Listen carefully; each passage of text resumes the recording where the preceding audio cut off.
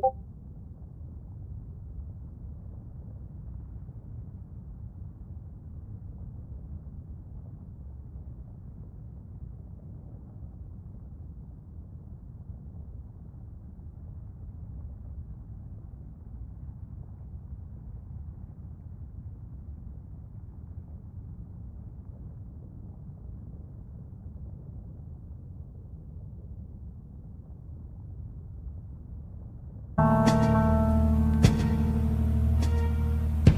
came to me. Peppermint says,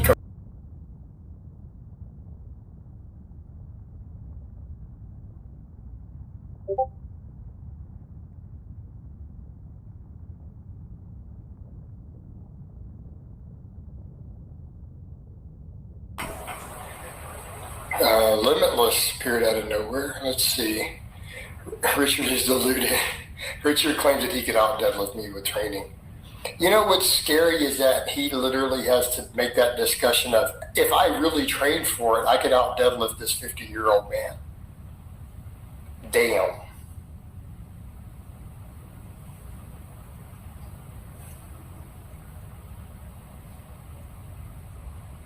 If I really put some effort in as a massive steroid user, I could out deadlift this 50-year-old man if I really worked at it.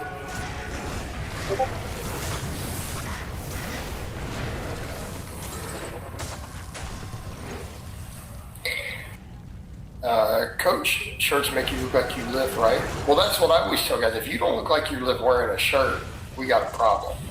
See, because that's the thing is, I can be wearing a regular shirt. I can have on shorts. We can have on a regular shirt and look like we lift. You know what I mean? Them teddies, though. That's at 225 for 11 rep paused incline. Right? I'm probably close to 315 on incline now. It's kind of a goal I set eventually. I want to get 315 for a pause on a 45-degree incline. But if you don't look like you lift in a shirt, what are you doing? Dylan, they're technically packed. You've seen my pressing strength. Like, look at my incline bench. I have a bunch of stuff I have to get done, projects. But yeah, no, I'm not pumped at all right now. I have not even had breakfast. There's no carbs. I've had nothing but black coffee. So forth this morning. Vegan Gains on a gram of beer. No, Vegan Gains, he actually has a good physique. Let's give credit where credit is due. All the drugs have worked for him. Like, he's on like 6 different steroids, he's admitted. No, I mean, they've worked for him. I mean, he's jacked. He just has no lower body strength still. Peppermint says, right, blood for the blood god. Vegan Gains is quite sassy on trend. Maybe it's just a diet.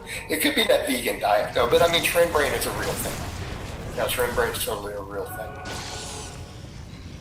It's because the way it crosses the brain-blood barrier and then binds with the androgen receptors in the brain. No, it's a real thing. Coach Blaha, honestly, dude, I can't do trend. If I did trend, I would be running down the street butt naked with a Viking helmet, swinging a battle axe, screaming blood for the blood god sculpture in the throne corner. Rich Doctor says, dude looking big in a shirt too. That was 225 for 11 incline. Yeah, I did that yesterday again.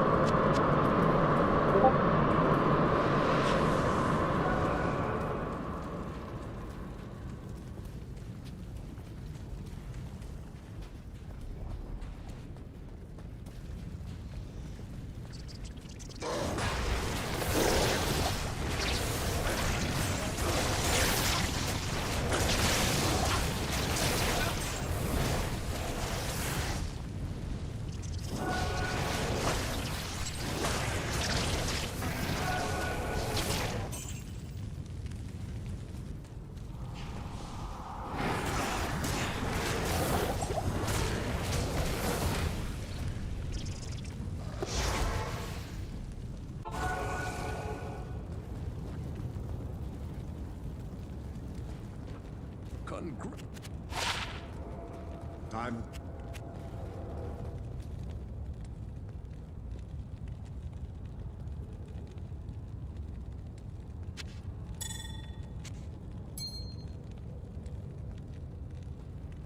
So it's pretty evident that Triple Fraud and the TKO executives love Danhausen. Now, you might be asking, oh, Danhausen's just a funny character, right?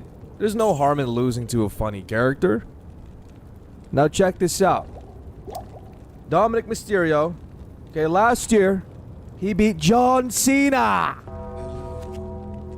John Cena the GOAT. And now, this year, what is he doing? He's losing to Danhausen and a bunch of midgets. Alright, and Joe Hendry. To make things even worse, you got 2 jokes. You got 2 entertainment acts. And then you got the AEW roster here.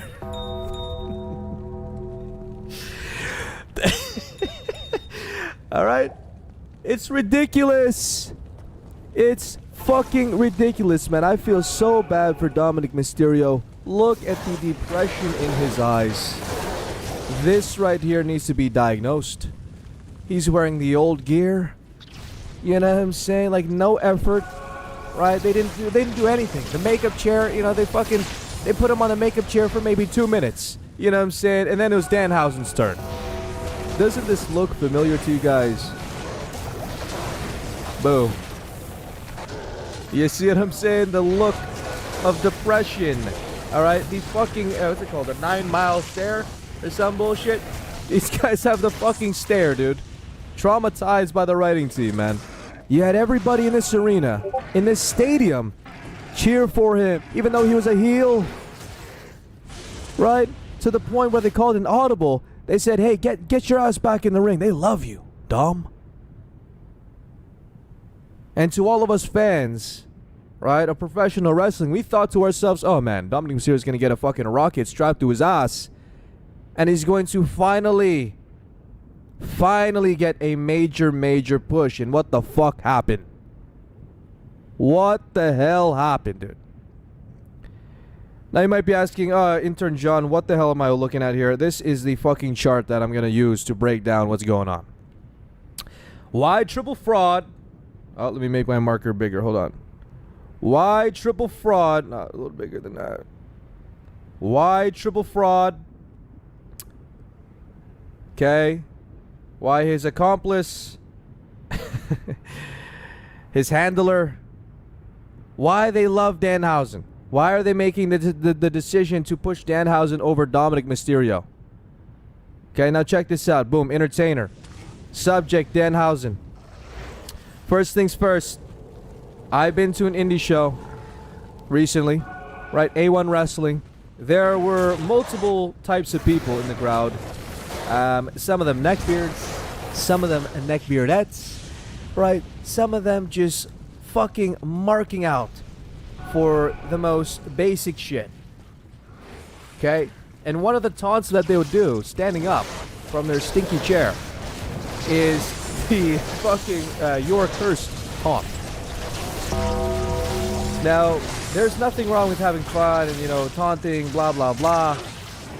But the underlying problem here is that it ruins the show. Okay, and what happens is the neckbeards, they gas up people like Danhausen so much to the point where it reaches the mainstream. It reaches Clarissa and Daniel over here with Ryder. Okay, now Ryder, okay, he's bored as fuck. He's sitting at home, you know, with his Fisher's Price toys. He's like, fuck, this is boring as fuck. And their parents are like, you know what? We should take Ryder to see Danhausen. We've seen Danhausen on Netflix. He's so funny and cute. He's so scary and so kind. And Ryder, you know, Ryder's gonna go wherever the fuck they want to go. Okay? Wherever the fuck they can afford. This is the casual fan, guys. This is what we call a casual fucking fan. Which is completely fine. This is honestly what makes the most money. Okay? In terms of business, Triple Fraud, I understand. You guys are trying to make boatloads of cash. Now moving on, right? As I mentioned, money. Okay, human monies. Merch sales, okay? Obviously the guy, let's just put an M here. The motherfucker makes a boatload of money. Probably the top 5 seller, top 4 seller in merch. Right? Just off of these fucking people right here. Riders and neckbeards. Straight up. Next, you got fucking this. The celebrity omnipresence, okay? Since he's not like an official wrestler, he's not out there, you know, putting on 5-star bangers and shit. That's not his brand. He can be very, omnipresent within celebrity and Hollywood culture. Right? The New York Knicks. You know what I'm saying? Like, you know for sure, Cat, he doesn't give 2 shits about Danhausen. He's there for the bag. Right? TKO, Ari Emanuel, they called up some NBA players. Hey, are you interested in being a part of this WWE event? Right? Cat is probably like, oh, is Stone Cold gonna be there? Is Stone Cold still wrestling? You know what I'm saying? He pulls up and it's fucking this guy he's working with. So anyways, again, now you might be asking Intern John, what the fuck is this eye doing here? Now let me break it down, alright? Let me break it down, alright? So look, Danhausen, of course, they use him for money, right? Profit gains, motherfucker. They want to have this guy basically as an ambassador, right? Barely even a wrestler. An ambassador to make the company more money through merch sales, right? Through sketch comedy, which is fine. I don't have any fucking problem with that, guys. Let me reiterate. I don't have any problem with him being a comedy guy, making the company money. I don't care. Now, there are some questionable things that they are doing in terms of, like, the sketches that they're producing. The cloning sketch. Right? I don't know about you guys, but I've heard some things about this that is, interesting. Okay, I'll just leave it at that. You guys can fill in the blanks. Okay? Human monies, right? Just, I don't know if he's been doing that. I don't know if he's been saying that for a while, but kind of feels a little off, right? If you look at the underlying meaning of all these things. Not to be a conspiracy theorist, not to be a foil hat. Again, this is a direct correlation to Hollywood. They want to transcend Danhausen into a Hollywood asset. It's pretty obvious, right? Entertainer. There's probably going to be a Danhausen movie or some shit. You know what I'm saying? Some sort of talk show. Right? They're going to try to parlay this shit into a Hollywood, I don't know, Netflix deal where he's a fucking talk show host. Right? Some cartoon for the kids, right? There's so much money here for Danhausen. It's true. As much as I hate the guy, there's a lot of money to be made with Danhausen, the brand. I'm not mad at it. But this part is where I do get mad. You have fucking generational talent in Dominic Mysterio being treated like his career has no time limit. Being treated like this moment right here didn't mean anything for us professional wrestling fans. We all saw this moment. We saw this crowning moment as a very important catharsis of his career. And what did they do? They just fucking have him lose to Danhausen clean. I don't give a shit if you said, oh, there was midgets involved. Dude, it's clean as fuck. It's clean as shit. You know? They're treating his career like it's timeless. He's already 30. How come Obafemi is getting pushed? He's only 28. But you're making all these motherfuckers wait. Braun Breaker, Dominic Mysterio, Austin Theory. You're making them wait? Now, in WWE's eyes, what do they see, guys? They see something that is going to appreciate over time. Now, you might be asking, now you might be saying, oh, Intern John, he didn't even take a pin, man. You're overreacting here, man. He still looks strong, Intern John. Really? He looks strong against these gentlemen?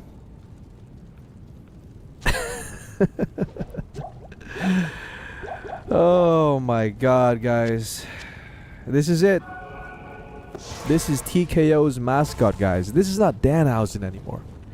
This is TKO's mascot, using Danhausen for symbolism.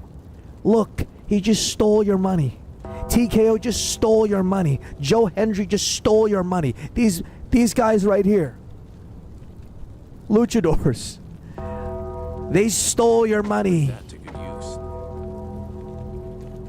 Hail to you, champion. Now look, Eddie Guerrero, the comparisons. You might be asking, oh yeah, Intern John, didn't Eddie Guerrero have some fucking matches that he should have won against people who are worse wrestlers, worse characters than him? Joking, goofy type of wrestlers? Oh yeah. Eddie Guerrero lost multiple times to, people who weren't really worthy to be in the ring with him in the first place. Now check this out. Now look, as you can see here, I typed in the worst wrestler. Now look, Eddie Guerrero. Now as you can see, Eddie Guerrero was an elite worker. He was rarely put to lose to untalented or bad wrestlers. Okay, and this is the list, right?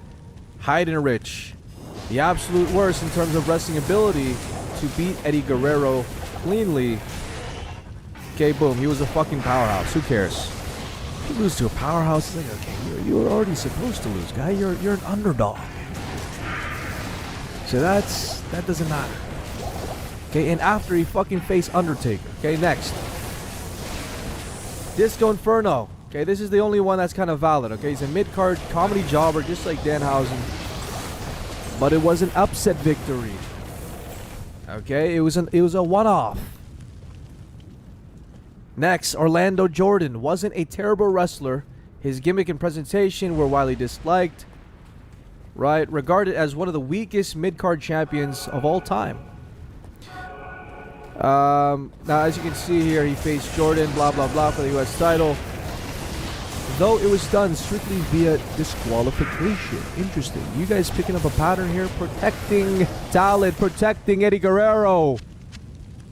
Where is the protection with Dominic Mysterio? This is not protecting him. This is hurting his career. There's a difference.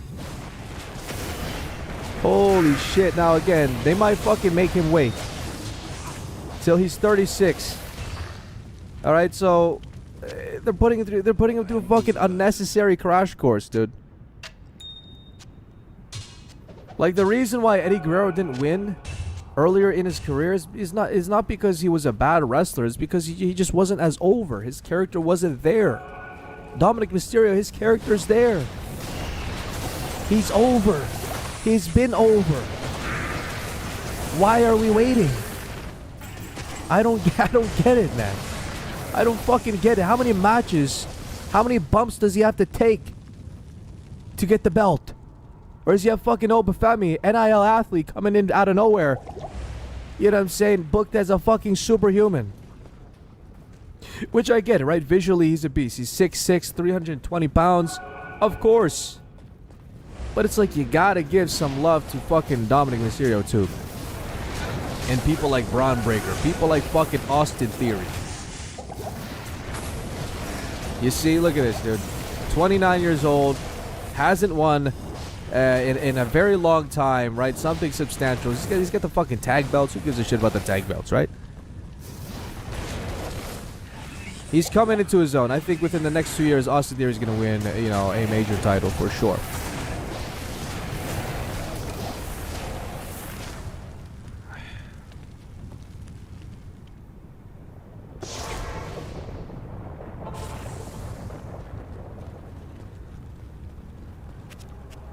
Now, speaking about ads, I just want to talk about this.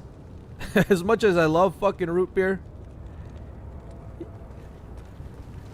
Now, as much as I love root beer, this was so ridiculous, man. So disrespectful.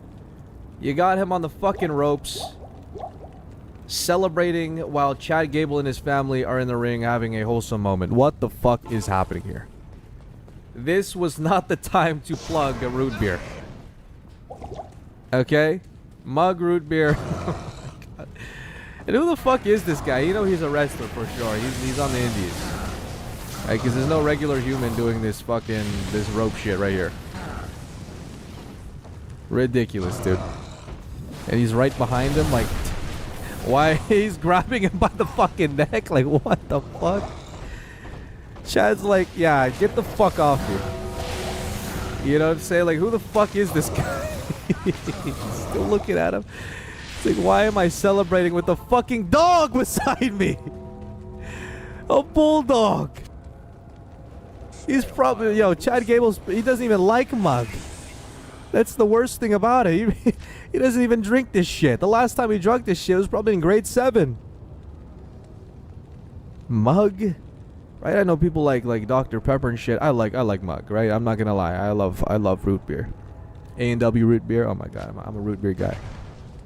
But Chad Gable does not look like a happy guy. He's being told to stand back, pose with the Mug mascot. Look at this shit. He's doing too much, bro. He's getting fired. This guy's going back to the indies, bro, forever. Ain't no fucking way. He has his arms around his fucking neck. Like, come on, bro. Get the fuck out, bro. Like, you could celebrate. If he did that shit, oh, I'll fucking lariat his ass. I'll lay his ass out. Fuck that. Anyways, I feel bad for Chad. I feel bad for Dom. You know what I'm saying? It's just a bunch of brain rot these days, man. This could have been a good moment, too. A real legit moment. Instead, they had a fucking ad in the middle of a celebration. Oh, my God. Anyways, let me know what you guys think in the comment section. Do you think Danhausen is ruining the WWE? Stifling the potential and the ceiling of Dominic Mysterio? He's definitely slowing him down, that's for sure. Right? It's not helping Dominic Mysterio. What, now he's gonna go back and have a fucking feud with Danhausen? And he's gonna go over? Yeah, whatever. How's that fucking gonna do anything for his career? Anyways, let me know what you guys think in the comment section. I hope you guys enjoyed watching. You guys already know who this is. Get a high rise, live and work while still in intern John. Ow.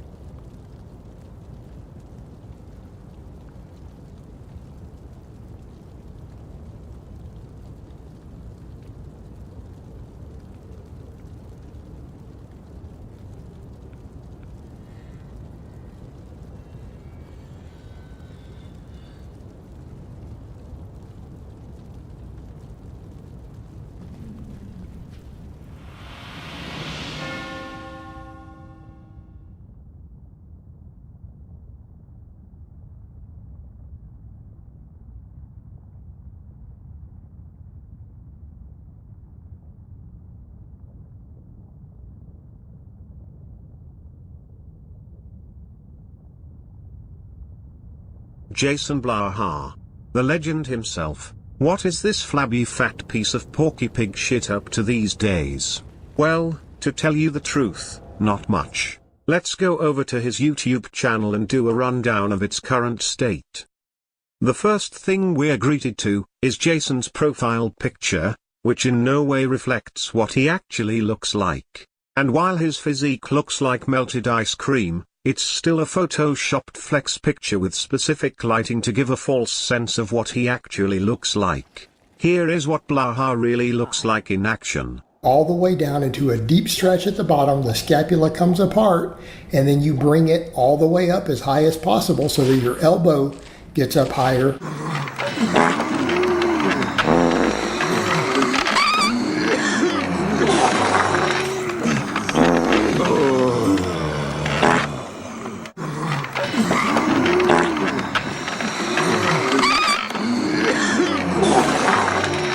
Anyways, here we are at his pathetic, boring YouTube channel, where all he does is upload the same 10-minute dull videos every single day. He even recycles content. I mean, he will literally re-upload old videos so he can meet the daily threshold of posting a 10-minute video. Why does he do this?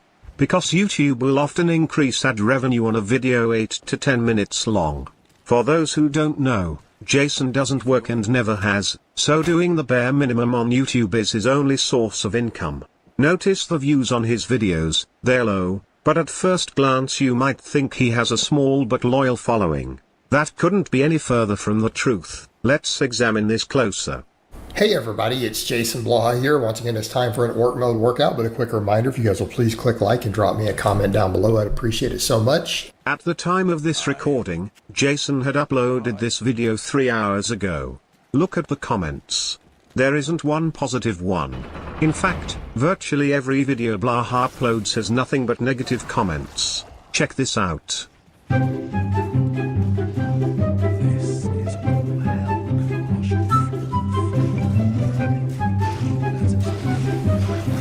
Hey everybody, it's Jason Blaha here.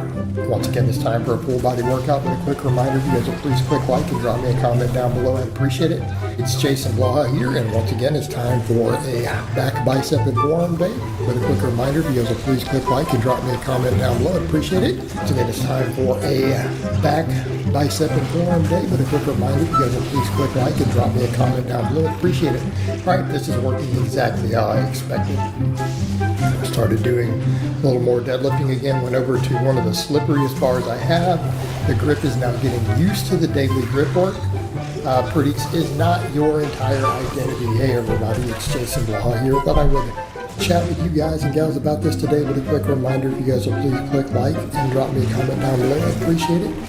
And how about those video thumbnails? Jason uses AI to enhance his pathetic physique in all his uploads. This is considered a form of false advertising and clickbait, and it's pathetic and desperate. Now, you may have noticed on every single video Jason uploads that he posts a link to his Amazon wish list. Let's examine this. The nerve of this 50-year-old man. Instead of working, he'd rather stoop to the low level of begging for handouts. The absolute desperation of Jason Blaha.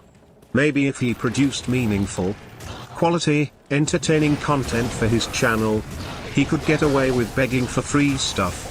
But Jason doesn't do this. Jason does the absolute bare minimum. He is lazy, entitled, he has zero informative or entertaining videos on his channel. Watching Blaha's videos is like watching paint dry. His content is dull, boring and sleep-inducing. His videos only exist to generate ad revenue. They serve no artistic, creative or informative purpose. So, who in their right mind would ever buy anything for Jason from his wish list? The only thing I can think of that makes sense is if some random person with too much disposable income wandered across Jason's channel, saw how fat and pathetic he is, saw all the negative comments about him without any context in regard to his history, and felt sorry enough for him that they bought him an item or two. That's really the only scenario that makes sense. An Apple Watch? Really, you fat piece of shit? You can't save up to buy yourself your own Apple Watch. What an absolute despicable human being. So why is Jason's physique so terrible, you ask? How can a man work out for decades and have almost nothing to show for it? I have a theory. Yes, his programming sucks and he's been stuck doing the same garbage routine for decades, But the real gains goblin in Jason's life is that he likes to sit in front of the TV and obsessively play video games for hours every day. It's amusing the way people get on the internet, and it's so funny because, you know, they have no idea who you're talking to ever. And, you know, because on the internet, everyone's a Billy Badass, you know. I think we figured that out by now. Everyone's Navy SEAL, Ninja Master on the internet, you know. So, you know, it is what it is. While he does this, he orders pizza, eats chips, drinks booze, and stays up late into the night. I guarantee he drinks while he games. You see, drinking late into the night doesn't affect Jason's schedule because he doesn't have one. He has nowhere to be in the morning. He can stay up late drinking and gaming, sleep in as long as he wants, and drag himself out of bed to do his workout. This is why he's been permanently stuck with a flabby, melted ice cream look for his entire life. This isn't a body you get from clean eating. There is most definitely alcohol calories involved. And that's Jason Blaha in 2026. So what does the future look like for Jason? What trajectory is he on? It seems like Jason has taken the strategy of posting and ghosting, while deleting the occasional comment or two that gets under his skin. He doesn't engage with his comment section because every comment is negative. He uploads a 10-minute video, collects the tiny ad revenue, begs for you to buy him items from Amazon, does a workout, then plops himself in front of the TV for the remaining hours in the day to play video games. This is the life of the 50-year-old Jason Blaha.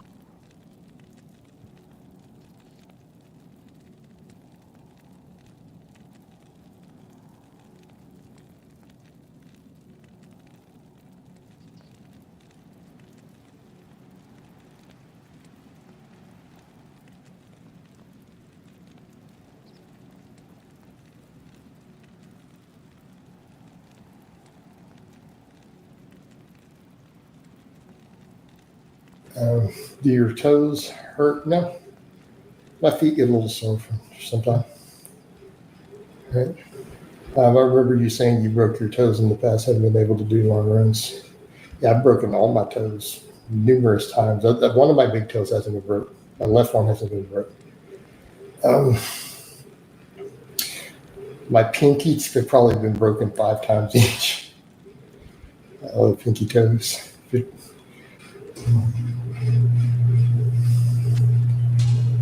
I broke them because I'm clumsy, Alan. I have no sense of balance, and I've had vestibular issues my whole life and ear problems, so I'm really clumsy. No, I usually break them on furniture, over stairs, tables, table legs.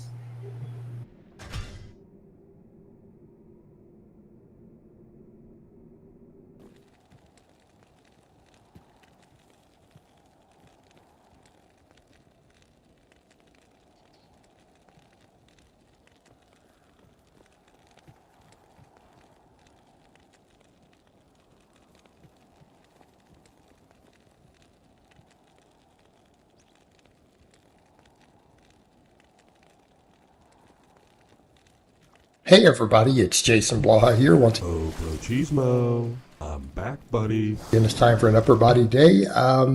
You could already tell. You could already tell he's not too stoked about how this workout went. Let's hear what happened. Why is it just a good workout? Bad day. It is a bad day for Blaha. I felt pretty rough this morning. Oh, felt pretty bad this morning. His whole life revolves around recovery. It's literally his only job is to sleep and eat so that he can lift weights. But man, he just can't nail it every time something happens. Every single time. Felt a little congested. You guys might have noticed me congested on the live streams. Doesn't sound congested. I did not get a good night's sleep last night. I did a ton of cardio this weekend. I had 26,000 steps. Here come the excuses. These are just going to keep rolling in, I'm sure. Just excuse after excuse, as usual. Oh, guys, I got a stuffy nose, and I walked yesterday, so that's why I can't lift weights. It has nothing to do with my lack of programming or training knowledge. Total for all my cardio on Saturday, 21,000 on Sunday. Cut's going well, diet's good. Cut's going well, yeah, definitely going well. Weight is the exact same. Diet is, again, one of his only jobs, and somehow he just struggles with the diet. Just day in and day out. It's so easy to diet. You just protein overfeed. That's all you got to do, unless you're nauseous because you're protein overfeeding. But dieting is easy, right, Blaha? But I did not get a good night's sleep. I started getting really nauseated even trying to lift. This is one of his go-to copes. He just starts talking about being nauseated as if he's going so hard that he has to puke. He thinks he's at Westside or something. Like, oh man, I just crushing weight so hard and I'm so intense that I start to get nauseous. Also, one of my neighbors, in spite of my fans on, one of my neighbors had a truck running. The old truck running getting in the way of the workout. We all heard that one before. We've all had to deal with that before. This is like a dog ate your homework excuse, but twice as retarded. Like, I don't even know where he's going with this, but it's got to be good. The truck was running, Blaha. I'm in. Tell me more. I smelt exhaust in my garage. That is incredible. That is incredible. I really don't even know what to say about that. Yeah, the exhaust in his garage from someone else's truck, even though he has fans running right there. Man, that was really fucking him up. That as a result of it, even after he left. Someone's truck running next door to you is going to have no effect on your workout. How weak-willed do you have to be to even consider thinking of that as an excuse? I don't even understand how the thought would pop in your mind that is related to it. It's incredible. Blaha is incredible. But I wouldn't have noticed it that much other than I already felt like I was going to puke. It's impressive how many excuses you can layer on top of excuses. So, I have a stuffy nose. It's hot out. So that's why my lifts suck. But also, the truck was running with exhaust. So that was interfering. But that was only interfering. That was only bothering me because of my stuffy nose and it's hot out. just layering in the excuses.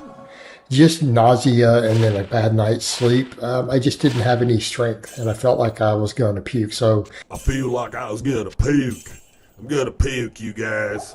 Yeah, that's not an excuse, Blaha. Either you lift or you don't. The whole workout, you felt like you were going to puke, but then you kept working out. I knew it was going to be rough. I was going to come in and start doing training matches and then try to do 3 total sets per muscle. I was going to do incline today for... Check out my last video of her breakdown on how atrocious this incline bench shit is. You can't even call this an incline bench. This is just a bench, pretty much. Towards the end of the set, his shoulders and hips are almost like level with each other. It's terrible. 225 and try to get 3 sets of 10 on it. All right. But the 315 flat bench felt really heavy. Blaha just doesn't know how this cutting shit goes. Like, he's never successfully cut. And the second he starts eating in even a mild deficit, his lifts plummet. And you guys know my calculated max off my rep work should be 340 to 345. I did. What happened to that 405 bench you were shooting for last year? How close did you get to that? How close have you ever been to that? Because you claim you've done 405 in the past, so why have you never even gotten remotely close to that again? 340 with a 2-second pause a couple months ago. There's a pretty compelling argument that that's not even real weight he's moving in that example. And I did the incline, and the 225 for 9 was hard. Yeah, it looked hard because you didn't lift your ass off the bench as much as you did last time. That's really the only difference there. And I felt like I was going to puke. I felt like I was going to puke, you guys. I was going to puke. I felt really nauseated. I'm like, I'm not going to do a second set. Yeah, too nauseated to do another set, but I'll go hit these preacher curls real quick. So nauseated, but got to do some preacher curls, but very nauseated. So I'm like, what do I do? Let's just do some curls. By the way, his preacher curl strength is hilarious. Like, this is the same strength as someone who has about 15-inch arms, 14.5-inch arms. To be lifting weights for so long and still doing, what is this, like 80 pounds for reps on the preacher curl is pathetic, frankly, and really demonstrates his lack of ability to program. Because again, no matter what's going on, biceps are still probably my weakest muscle group to some extent. biceps are his weakest muscle group by every metric. It's, Felt like my triceps at least got some work. God, look at that pimple on his head. In the live stream, he said he pressed it and lanced it. He's lancing pimples on his head. The best part is he only gets it because it's from all the running and exercise he does, not from fucking around with his drug stack. That's all the time I got. See you soon, Bloachy Bloach.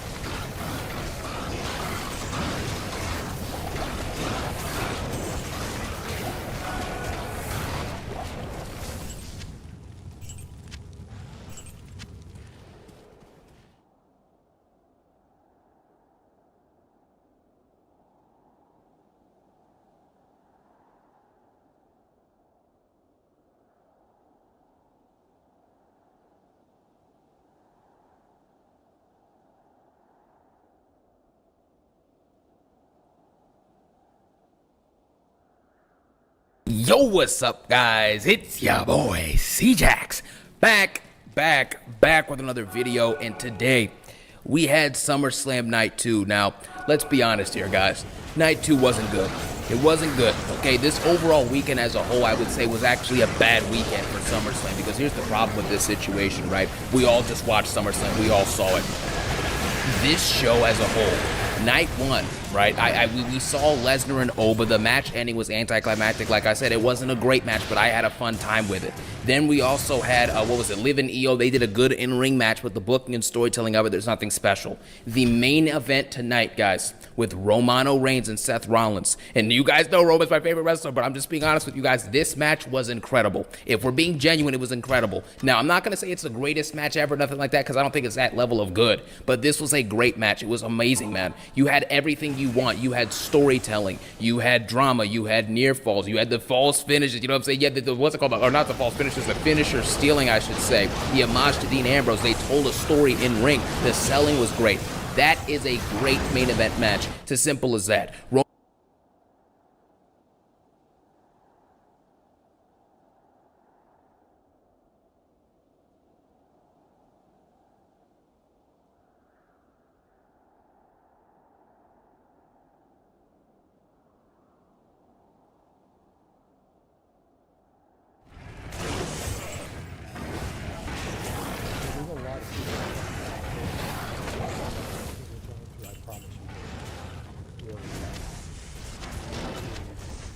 There's some pretty things.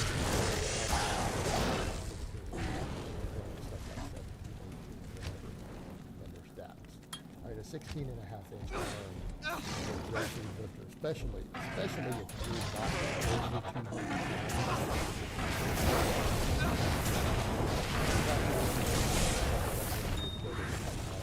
they had actually, and it turned out that even Arnold Schwarzenegger's arms when he was Mr. Olympia, when they were really measured, independently measured instead of claimed stats, were actually something like 18 and a half or 19 inches. Right, they were less than 20.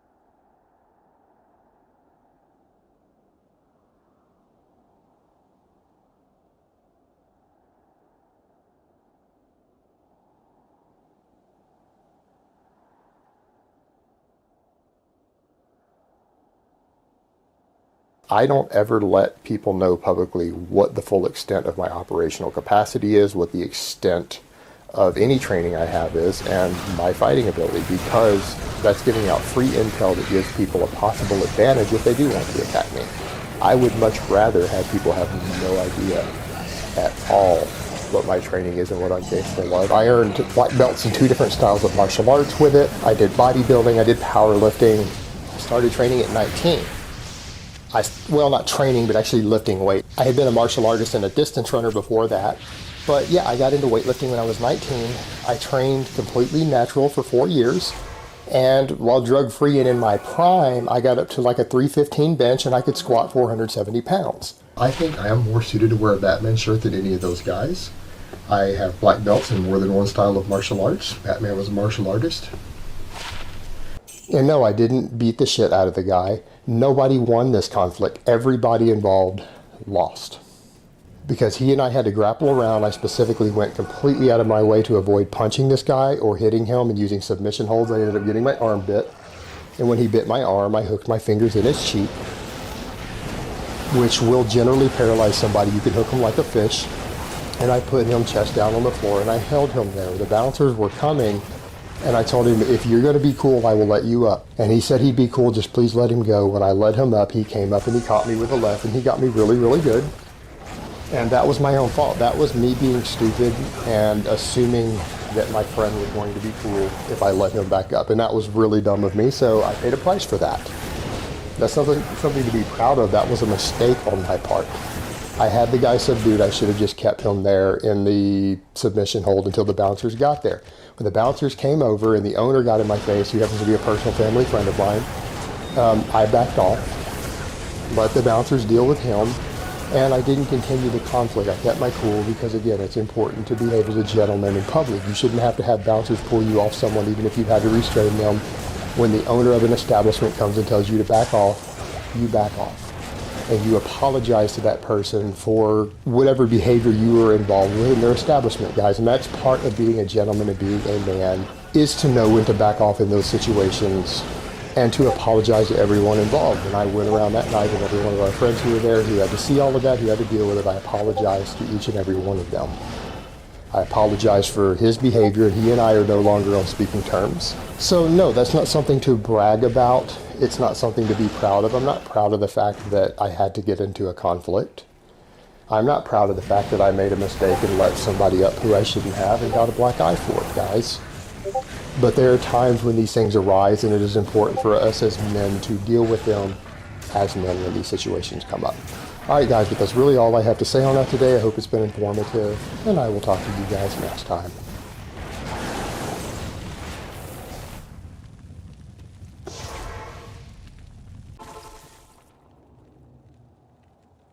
Our outreach and focus on functional strength barbell work has also pushed the training community instead.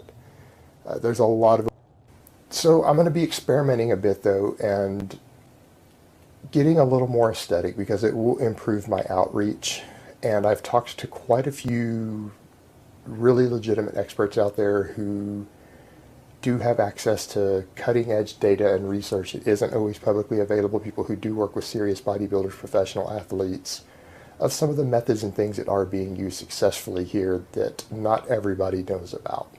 So I'm going to be incorporating some things myself, and I'm going to obviously continue to get leaner because I have to get better at powerlifting, but I'm going to do things that go ahead and bring my arms up and some of the smaller show muscles just to improve my overall look. And I'm going to be experimenting with myself. Now, a lot of this I like having sex. I have no interest in being 5% body fat. In fact, my girl might even find it disgusting. It would reduce my sex life. So what I'm trying to do is just push down to the 9 to 10% range over time to increase my outreach. So people say, well, maybe this guy actually knows what he's talking about. I should listen to him. And so when I make these statements about what is going to do best for you out at the beach or at a pool party or something else to where you have your shirt on, it's to show guys that no, it really is true that most people would prefer you in the 10% range. You're going to look better to most women. There's no reason for you to cut below that unless you're going to compete in bodybuilding, which I'm not a fan of. So that is the whole point in me getting lean, is to improve the outreach of this channel and for me to be able to say, hey, look guys, I'm not just being a hater, I'm really trying to give you my honest opinion and my own observation from my many years of living on this earth and interaction with people and observing what women like and what society sees as buff or jacked or ripped versus what they see as disgusting and unappealing. And it will put me in a better position to actually be a voice of authority that younger people will listen to. And the thing is, yes, I'm having to do it slow because I am older, guys. I'm 38 years old. I do have a medical issue that has an autoimmune component. I can't get away with blasting large amounts of gear. I can't get away with doing large amounts of bulking and cutting. I'm simply too old for that, and that's sort of things that exacerbate my situation. So yes, I will be focusing entirely upon recomposition type methods in everything that I do. Just because, again, I have to work around the fact that I'm 38 years old with a major medical issue. So I can't get away with certain things that a lot of the much younger, healthier guys can get away with to get the same results. So I'm going to have to do it slightly slower, which is what you guys have been seeing. But I am making consistent progress. I'm working towards it, and I'm not going to do that. All right, guys, but that's really all I have to say here. I want to be healthier, not just to set a better example for other people, but because I would like to live a longer, fuller life. right? There's benefits to me for it that go way beyond my outreach, way beyond what I teach other people, way beyond the money that I'll make from it, because I will make more money from it, right? I'm a YouTuber. I get leaner with abs. I lose another 15 pounds of body fat from where I'm at now. It'll make me more money. So there's all of that, but there's also the quality of life benefits that I will get just from being healthier. I can honestly say that now, once I got under 230, I do notice my energy feels better. I breathe better. Up here, the big compounder that should build most of the muscle. Then they can go back and do extra arm work.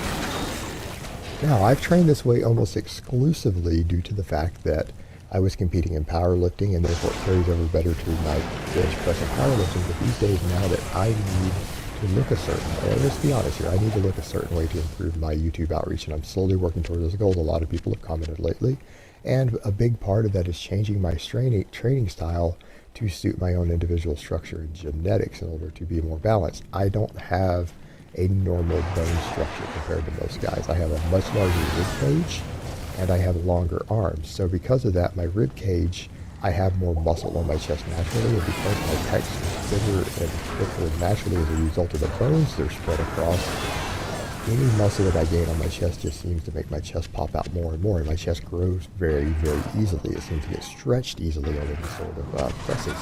And conversely, my slightly longer arms make my arms smaller diameter. So if I put the exact same amount of muscle in my chest, and my arms is a guy with a more normal bone structure, my chest is going to look bigger and my arms are going to look smaller than his in proportion. So to work on that, one of the things I'm doing exclusively touch and go close grip bench press and touch and go incline bench press, which is also pretty much close grip. And that has been my only chest builders for the last 6 months. They're literally the only exercises I do on my chest at all. And they've allowed me to continue to develop my chest just at a slightly slower rate. But it's where I need to be putting my focus these days. That's where I'm disproportionate. My whole shoulder structure, my biceps, triceps, things like that. Maybe a little more upper chest, because I've got to get around that big back and pecs and legs that I have. I've got to get more proportionate. And so to do that, I have taken these movements and made them slightly more information in a proper video for you guys. So a lot of people ask me to outline the training that I'm doing now because I have changed my training approach. People had questions about it. What I'm doing, I'm now training for maximum conditioning and body composition at this point for a while. I'm going to do this for at least the rest of the year. That's really what I need to focus on for the YouTube outreach, more so than my competitive powerlifting. I'll worry about competing in powerlifting next year when I see how things go. In fact, I might have a medical issue I need to investigate that might even prevent me from competing again. So that'll give me time to explore all of that and find out what's going on in the meantime while I work on this. So what I'm basically doing, I'm doing a full body program 3 days a week, which is the same way that the old 60s did, because I think that sort of physique looks better than modern bodybuilding. I think modern bodybuilding looks like hammered dog shit. I'm not interested in looking that way. I don't think it looks good, and I don't think the majority of people that I know think it looks good. And that includes even natural bodybuilding. And I think the guys of the 60s had the best physiques of all time. So if you're going to train for a better physique, I think that's a type of goal that one should aspire for. That's just my personal opinion, nothing more, nothing less. So I'm doing full body training Monday, Wednesday, Friday, a variation of the old 20 rep squat programs, which are oftentimes done 3 times a week, which means you take a weight that's around 70. How are you going to improve your channel? Well, actually, over the last year or so, I've changed the way I do things a lot. I've changed my approach, my outreach, the variation in content. So I've done a lot to improve it already. As far as the current plan, I do have long-term plans for the channel. But for now, the current plan is to keep doing what I'm doing. My channel is growing really, really fast right now, and I know I don't have stuff turned on so you guys can't see it. They have no clue. For all they know, people say, hey, he's lying about his YouTube subscribers, and that's okay. I see my numbers. I know what's going on. And so I plan accordingly. If I can sustain the current growth this channel has had over the last, 4 to 5 months, right? This channel has really grown a lot since November onward in terms of just subscribers, outreach, all of that. Income that it earns have all gone up tremendously. So if I can just sustain that, put more money away, buy a house, build a home gym, I think that's going to be the next level up for my channel. Because if I keep really hammering my strength the way I am now, by the time I get a home gym built, people will actually be reasonably impressed. I'll film a lot more workouts, do a lot more at by then. I'm a lot stronger than I have been since actually I've been to the UK. I'm the strongest I have been since returning to the United States right now. And I plan on being a lot stronger. So by the time I have a home gym up, I should be strong. Anything you guys have watched me do before, then I will go ahead and that'll take the channel up to the next level, because I'll be able to teach all the different new things I'm learning, different exercises I'm going to be messing with over time, like my Olympic lifts, maybe get this hook grip down, learn to clean well, learn to power snatch, do all the Bulgarian training, and just start filming all of it. So then we'll go back to it underneath the fat. So it's part of my overall bigger plan to improve how I look, to improve my outreach so that I can get more people listening to what I'm saying. You know, again, lose 20 more pounds of body fat and add an inch to my biceps. And I think more people would probably start listening to me. And I think everyone would agree with it. That's probably true of any fitness YouTuber. Probably true of anyone, not just me. I'm not even special in that regard. There's a lot of people out there who are giving advice who might know what they're talking about. It's just necessary for things like these purposes. All right, guys, that's really all. Average perspective, so, you know, it's all good. And the beauty of that, I know, is that as soon as I really start eating really good, and I may not ever be able to do true bulks, you know, this YouTube gig, let's be realistic here, guys. If I really want to get the outreach and even the money, I'm not going to lie, guys, YouTube's my job. If I want to get the outreach and money, I'm just going to have to keep sucking it up. Bulking may not be in the cards for a real long time. You know, I want to be able to do this without selling out, right? I don't want to have to sell out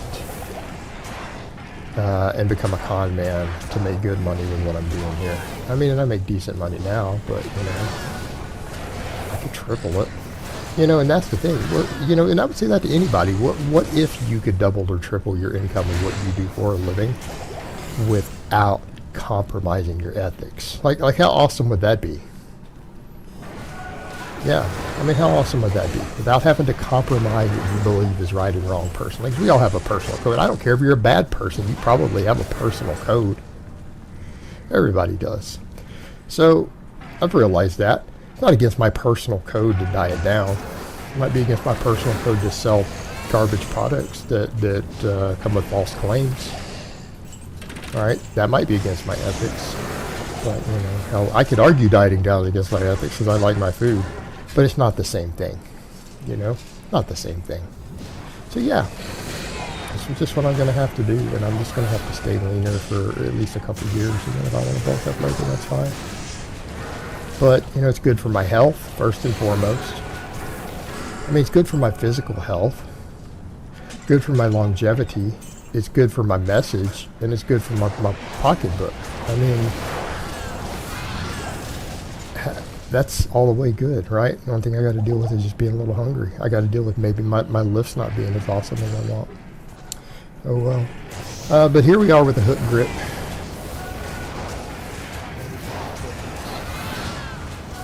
I will need to cut to make sure I kind of stay.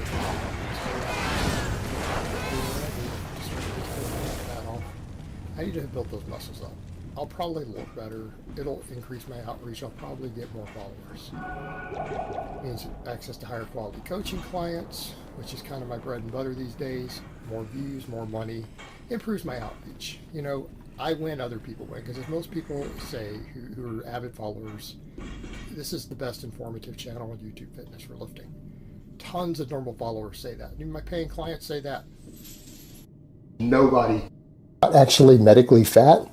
That's slander if it's intended to be hurtful. If they can prove they're not actually fat, that's actually slander. That's not protected speech in any court. Because you use the word fucking, it's now obscenity. That's not protected speech either. Because you call them a faggot. If they're not homosexual, that's slander, and it's going to fall under obscenity. And if they're not actually a pedophile and there's no evidence of it, that's also slander again. So none of that, not a single word in that phrase is protected speech. And if you did it on private property, such as a YouTube channel or a Facebook page, they're private business. It doesn't matter what you say, it's still not free speech. So telling lies about other people publicly, and that could include in comment section of a video, it could include any publication, it could include any situation in which the rumor is then going to be spread around, that is actually slander. And in many cases, that is not protected speech, and you might actually be required to pay them damages. Those people are making you money. Love your haters. Your haters are amazing. Don't ever get mad at them. They are, for internet business and anything to where you need outreach on the internet, those people are your lifeblood. Those haters will make you rich. Love them. But if someone jumps up and makes an offer and says I'm a coward or a pussy if I don't accept their offer, don't link it to me. If someone says something negative about me or my girlfriend, or tells people that it's okay for their fans to slap my girlfriend's ass and encourages them to come do it at my gym, or any such nonsense, if you link any of that, I'm going to ban you. The other thing, I made a public announcement the other day because this person causes more drama than anyone else in the community. Their fans are the worst drama causers and trolls out there, and that's Jason Genova. I've kind of removed any videos where I've stood up for him. Any videos where I've interacted with him, I'm never going to mention him again. As far as I'm concerned, he doesn't exist. So anyone who says his name or any of the other names for him, or calls themselves a piss trooper or an Order 66, I'm just going to hit the ban button. I don't care who you are at this point. Any mention of this individual tends to cause drama and trolls to appear. It's like a magnet for them. So if I want to keep the trolling and the drama down, anyone who discusses him or even probably watches his channel probably needs to go. So in order to keep the drama low on the channel, I'm going to have to remove the people who ag on the drama. That's the best way for me to do it. Do things to get attention that's going to make you hated. The more that people hate you, the more it increases your outreach and the more money that you're going to make in the long term doing this. And so what I recommend to all of you trying to get into this sort of market, if you want to make an actual living at it, it is important that you capitalize on that need to hate within our community. I don't have time to read all those comments, guys. I'm just picking out key phrases and ban down the road. Because that's the only efficient way to deal with that. It's just a very efficient way to deal with the problem without having to deal with the bullshit and drama around it. Just make it all disappear. Not losing sight of who you are as a people, or as a species, or what it is to be a man. People don't understand things like that anymore, and then they wonder why we have a generation of little whiny sissies who need safe spaces and get their feelings hurt instead of being men. They've lost touch of it because they've lost touch of their roots. We don't teach men to be men anymore.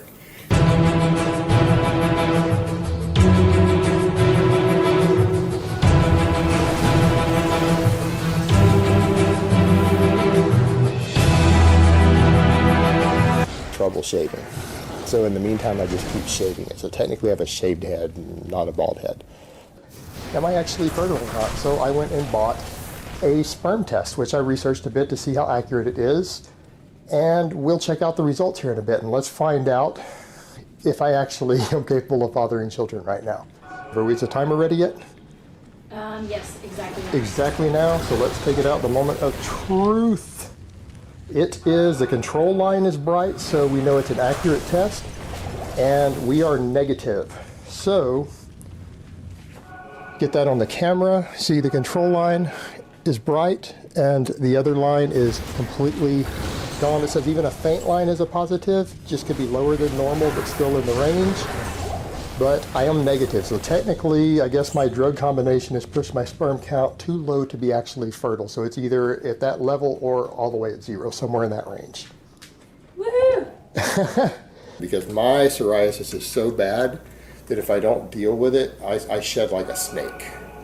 And when I mean shed like a snake, I'm talking it's fucking gross.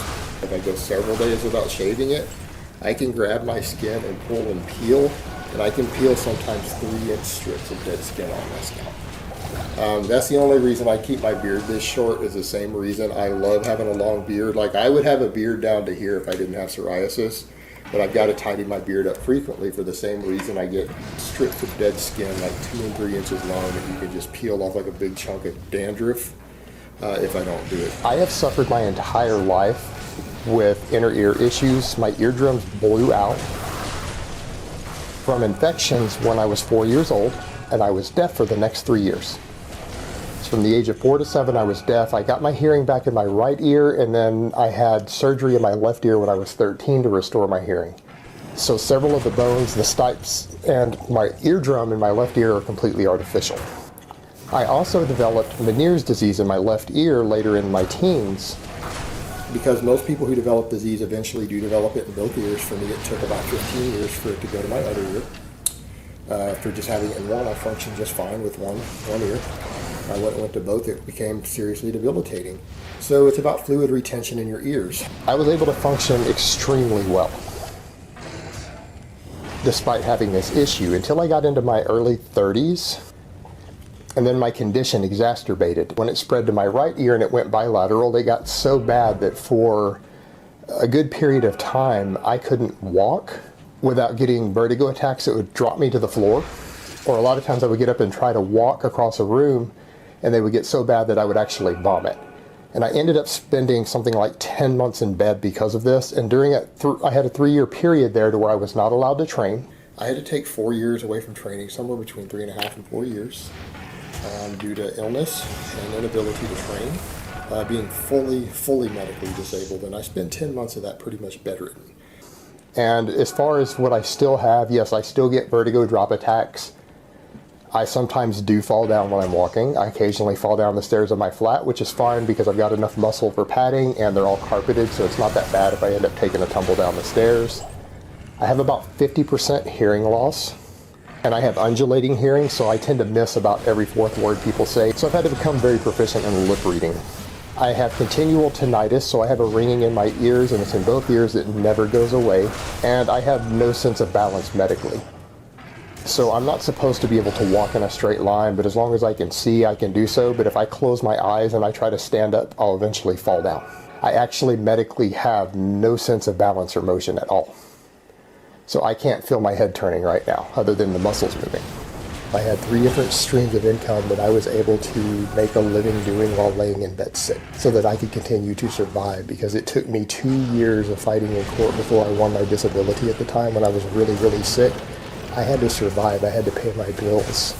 And the things that I realized, there are different triggers for this disease for different people, as far as vertigo attacks and your drop attacks that drop you to the floor vomiting and with the room spinning like you're drunk. They're random. There is no cause. When you think you found a cause for it, it's just a correlation you've made up in your head. Oh, maybe a certain sound plays, and that fucks me all up. Or whatever. For me, I would say the biggest triggers are stress and not getting enough sleep. That was one of the things I noticed. Or rapid change in ear pressure. Like if I'm riding in a car and somebody cracks a window, I am totally fucked. I tell my friends and family that just straight up. If you crack a window on me when I'm riding in a car going fast, it's going to be so painful for me, I'm probably just going to draw my gun and shoot you. Let's just get that clear right now. And I make that clear because, yeah, if someone's causing you intense physical pain, with an action there, I think shooting them might be pretty reasonable. That might stand in court. But that being said, the joking aside there, but not really. And also, since inner ears and sinuses are linked together, I've also had sinus problems my whole life. And so a lot of times when you guys hear that heavy breathing that I'm doing, it's because I struggle to breathe through my nose. And so you're hearing me re-breathe through my mouth to catch my air after talking sometimes. As most of you know, I got really sick. My doctors told me I couldn't train for about 4 years, and I didn't. I was sedentary for 4 years in my early 30s. I spent an entire year in bed, and when I got out of bed, I had to learn to walk again. My doctors told me I wouldn't walk without a cane ever again. They told me I'd probably never lift weights again. Well, I started lifting again. I got permission to compete in powerlifting. After the doctors told me I couldn't walk again, I wanted to squat 500 pounds raw again without reps. I've done that on camera for you guys more than once now. And I just wanted to compete again to prove my doctors wrong and to prove to myself that I could come back from a fall that hard. I'm not supposed to be able to function as well as I do according to all of my MRIs and laser balance tests and everything my doctors have done. I function about 10 times better than every single test says that I should be able to. And it's not that my medical condition has improved, it's that I have just fought back hard enough against it to overcome it and just deal with it despite having the problems. This is a disease that absolutely devastated my life at one time. And I know there's been a lot of scuttlebutt on the internet, and people have even tried to create videos explaining how they're convinced I don't have it, or whatever people claim to be doctors try to post. Look, your internet diagnoses mean absolutely nothing. I've had three different specialists. One ENT, I'm sorry, two ENTs, one of them who was the head of the ENT department at Ben Taub Hospital, and a neurologist. All three of them gave me separate independent diagnoses for having bilateral Meniere's disease, having been in both ears. I'm sorry, I'm going to take the word of three different medical specialists over any jackass or fucktard on the internet. You guys know nothing, absolutely nothing. My medical records are pretty clear on this one. I have been debilitated by it in the past. I spent 10 months pretty much in bed as a result of it. Had to take years away from training. And contrary to, again, the rumors out there, I do not receive any medical disability for it currently. I do not receive any government money at all. Like at this moment, I do not receive a single penny of any type for disability, welfare, benefits, nothing like that from any government in the world. None, zero. And I pay full taxes on everything that I make. So let's get that clear. I'm not faking some disease to get welfare. My medical diagnosis is very, very clear, and I don't receive any welfare from it. No disability currently, nothing. Now, a lot of people are going to point out, well, you've got the lactose intolerant issue, yeah, and people who are really lactose intolerant, like me, I can't drink milk. Most protein shakes give me diarrhea, and also they give me gas and diarrhea as well. I'm lactose intolerant. I can't drink milk. I can't drink milk. Heart disease, unless you were born with a congenital heart defect like I was, and my heart health is still perfect in spite of that defect, which kills every single man in my family. My cardiologist is always thrilled when they see my results, even when I was on extremely high doses of steroids when younger. My blood work always came back good, and my heart health was good by my cardiologist, even with the heart defect. I made a video telling you guys I was probably not going to compete in powerlifting again due to a possible medical issue, the same thing that killed my mother. I didn't go into all the details that there's a heart issue there, and it turns out my sister and I both have the gene for that same heart issue that killed my mother at age 48. And accordingly, having looked into it, I've been advised medically that I need to avoid things like really high rep squats and possibly really high rep deadlifts. I can do a lot of higher rep upper body work, but those things I need to avoid maxes, which I do, and I need to avoid the really high rep fatiguing ones that push me to the limit. I'm also avoiding HIIT cardio. You guys have noticed I do mostly LISS cardio these days. Remember I told you guys I do an hour of LISS every day these days? That's to improve my cardiovascular health and to keep my heart stronger overall. And you guys have noticed I've changed my training in a lot of ways. I keep my intensity pretty high, but I don't hit maxes, and I keep my volume somewhat in check. The thing is, guys, this challenge of me trying to do 100 reps with like 315 on the squat could possibly kill me. It could cause my actual aorta to rupture. And even people with legitimate medical conditions, there are people who have conditions out there that will prevent them from reaching their goals, but sometimes those are just excuses. I myself carry a legal disability status according to the US government of 100% disabled. I'm not supposed to be walking without a cane. I'm not supposed to be standing without a cane. I'm not supposed to be training as heavy as I do, and you guys see what I do. I am medically forbidden from doing some of the things that I do.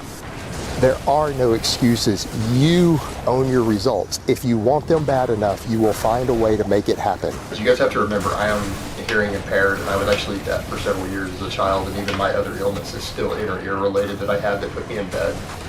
So, and people aren't aware of that, but I read lips. I can't always hear everything that's said, even in YouTube videos, so I am actually reading lips when I watch other people's YouTube videos. So just for the aware. I have about 50% hearing loss, and I have fluctuating, undulating hearing. So I miss about every third word. So I mispronounce things just the way it is, and it's just something I've had to deal with most of my life. And as far as the cardio, because I probably need additional cardiovascular support as a result of, again, a congenital heart defect that I have. Okay, let me make this clear. I am very, very quiet about my background. I don't discuss my background, my full history. Most of you are not going to be able to find my background. There are people in this industry who have dug it up. It's not a pride thing. It just is what it is. A lot of you guys know, because people have pulled my background, that I have a bit of a clandestine background. Some of that did come out when Lane and other people sued me, that yes, I have worked as a mercenary in the past abroad. I actually know something about advanced interrogation techniques. I used to do snatch and grabs and interrogate people out in the field as a contractor years ago. And I'm not going to go into the details, but yes, I have killed armed men in my life. That's nobody's business. That's my own background. And it's not something I want to brag about or talk about. It's not an internet hard-ass thing. And in my experience, Hajis can't even fight anyways. You guys suck at combat. In a country that I'm not going to discuss the name of and not going to discuss any of the people involved, I observed a fairly lightweight person who was hit at around 300 yards twice with a green tip. The first time he was hit, he was riding atop of a donkey and he was hit in the torso and he fell off the donkey, hit the ground. He then stood up and picked up his AK-47 that he was holding and chambered a round. I don't care what the rules are. I have my CHL. I carry anywhere and everywhere I want to. And my viewpoint is if I have it concealed and it's concealed well enough, no one knows that I'm carrying, no one knows what building I entered into, no one knows where I went with my weapon. If they don't see it or see printing or something going on, well, then they're going to get alarmed. Same thing, I lived in the UK for 3.5 years. I couldn't legally own a gun there. Now, I'm not saying I might not have acquired some. I'm going to just leave that one alone. The reason a lot of us who have that mentality, who you think are hiding behind guns, no, it's because we take violence seriously. A lot of people are like, you just sound trigger happy. If I was trigger happy, guys, I've been shooting since I was 6 years old. I started shooting competitively when I was 12. I'm 39 right now. I own a lot of firearms. I am always armed. If I was as trigger happy as you people seem to think I am, where's the trail of bodies all around me? Everyone knows I walk around armed, and I've told people repeatedly if they come up and punch me, I'm going to kill them. If anyone comes up and makes a physical assault at me, that I will kill them dead at their expo. Non-negotiable. My first handgun was a revolver. It was a .357 Magnum. You know, I grew up shooting bolt-action rifles and lever-action rifles. Other than a Ruger 10/22. You know, but I got into, obviously, a lot of tactical weaponry early in my adulthood. You better put some thought into how you're going to respond to this and how you're going to be prepared to deal with those emotions, because I can tell you how I would deal with it, but I can also tell you that the overwhelming majority of people, they do not have the background or the skill set to successfully stalk somebody, get away with it, dust their tracks, leave no alibi, leave no real forensic evidence, and how to set it up to make it look like somebody else did it with a completely different motive. They're emotional, they attack in anger. And if that's the case, you will get caught. So, I'm going to recommend that you do not try to go after this person. I've briefly mentioned before that I am retired. However, the nature of my retirement is a private, legal matter between myself and the United States government. It's actually a sealed court document. It isn't public knowledge. It isn't publicly available records. It is something I had to reveal to the British courts here over the lawsuit stuff, but because of the nature of it, the U.S. Embassy told me that if the individual who does have a YouTube channel, who pressed charges in court against me, reveals any of the small amount of information I release, they will probably prosecute him for criminal charges inside the United States, because the little bit of details that I revealed is not supposed to be public knowledge. So he would actually be breaking the law if he even published any of it. Yes, I have a classified background. Yes, I have non-disclosure agreements. So technically anything that anyone finds about me, if they get a hold of it, it's illegal for them to have it. If they spread it around, they're guilty of espionage. So, Simon, if someone sent you any rumors of what the fuck I used to do, and you spread it around, you will go to prison for the rest of your fucking life. And so will the people who gave you the information, who got a hold of shit they're not supposed to get a hold of. No, I don't talk about my past because I used to work in intelligence. I worked in intelligence until I cracked under the stress from the PTSD, and then they terminated me and told me that if I ever talked about specifically what I did, that I would spend the rest of my life in prison. So yeah, I'm a little bit fucked up. I'm a little bit crazy. And no, I was never in the military, but that doesn't mean that I didn't serve my country. That doesn't mean that I never risked my life for my country. It doesn't mean I never killed for my country. You think killing people's fucking funny? Well, I can tell you that everyone I know who's ever killed anybody, myself included, from the moment you kill your first person, you're pretty well fucked in the head for the rest of your life. I still have nightmares about the first time I killed somebody. I still remember his brains fucking blowing out everywhere, and that shit is shit that I see in my dreams still to this day. Because I know that you can't provide security that has the same level of training that I have. And for those who don't understand, I trained at the farm at Langley. Anyone who knows what that is knows what that means. You can't provide security capable of providing the security I can provide for myself, non-negotiable. I don't see knives as a primary self-defense weapon under any condition. I am trained in knife fighting, not like you guys are thinking of Kung Fu knife fighting, but actually real fighting with a knife. I am trained in them, but the purpose of a knife, of any training that I have, is twofold. One, to dispatch unarmed attackers, so hand-to-hand combat to give you an advantage against someone who's unarmed, and basically to kill people quietly.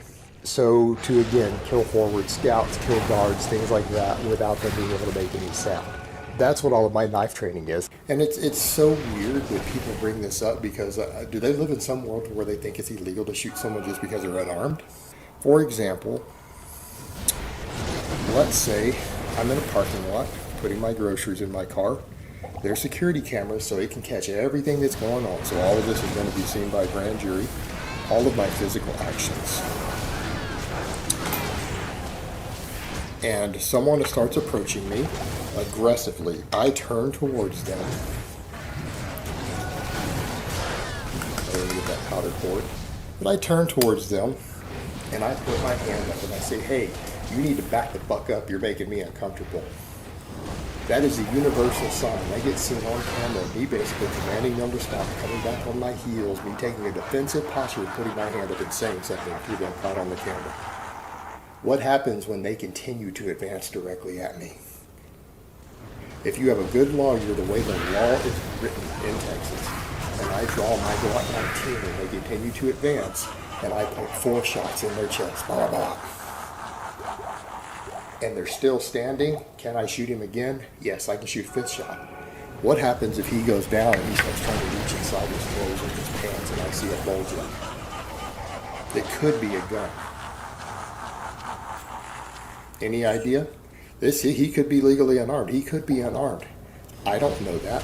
I see a bulge in there that looks like a gun. The camera sees him squirming and moving still. And I state to, again, the grand jury, my police testimony, that I thought he was reaching for a gun, even though he was down on the ground with 5 rounds of federal HST in him.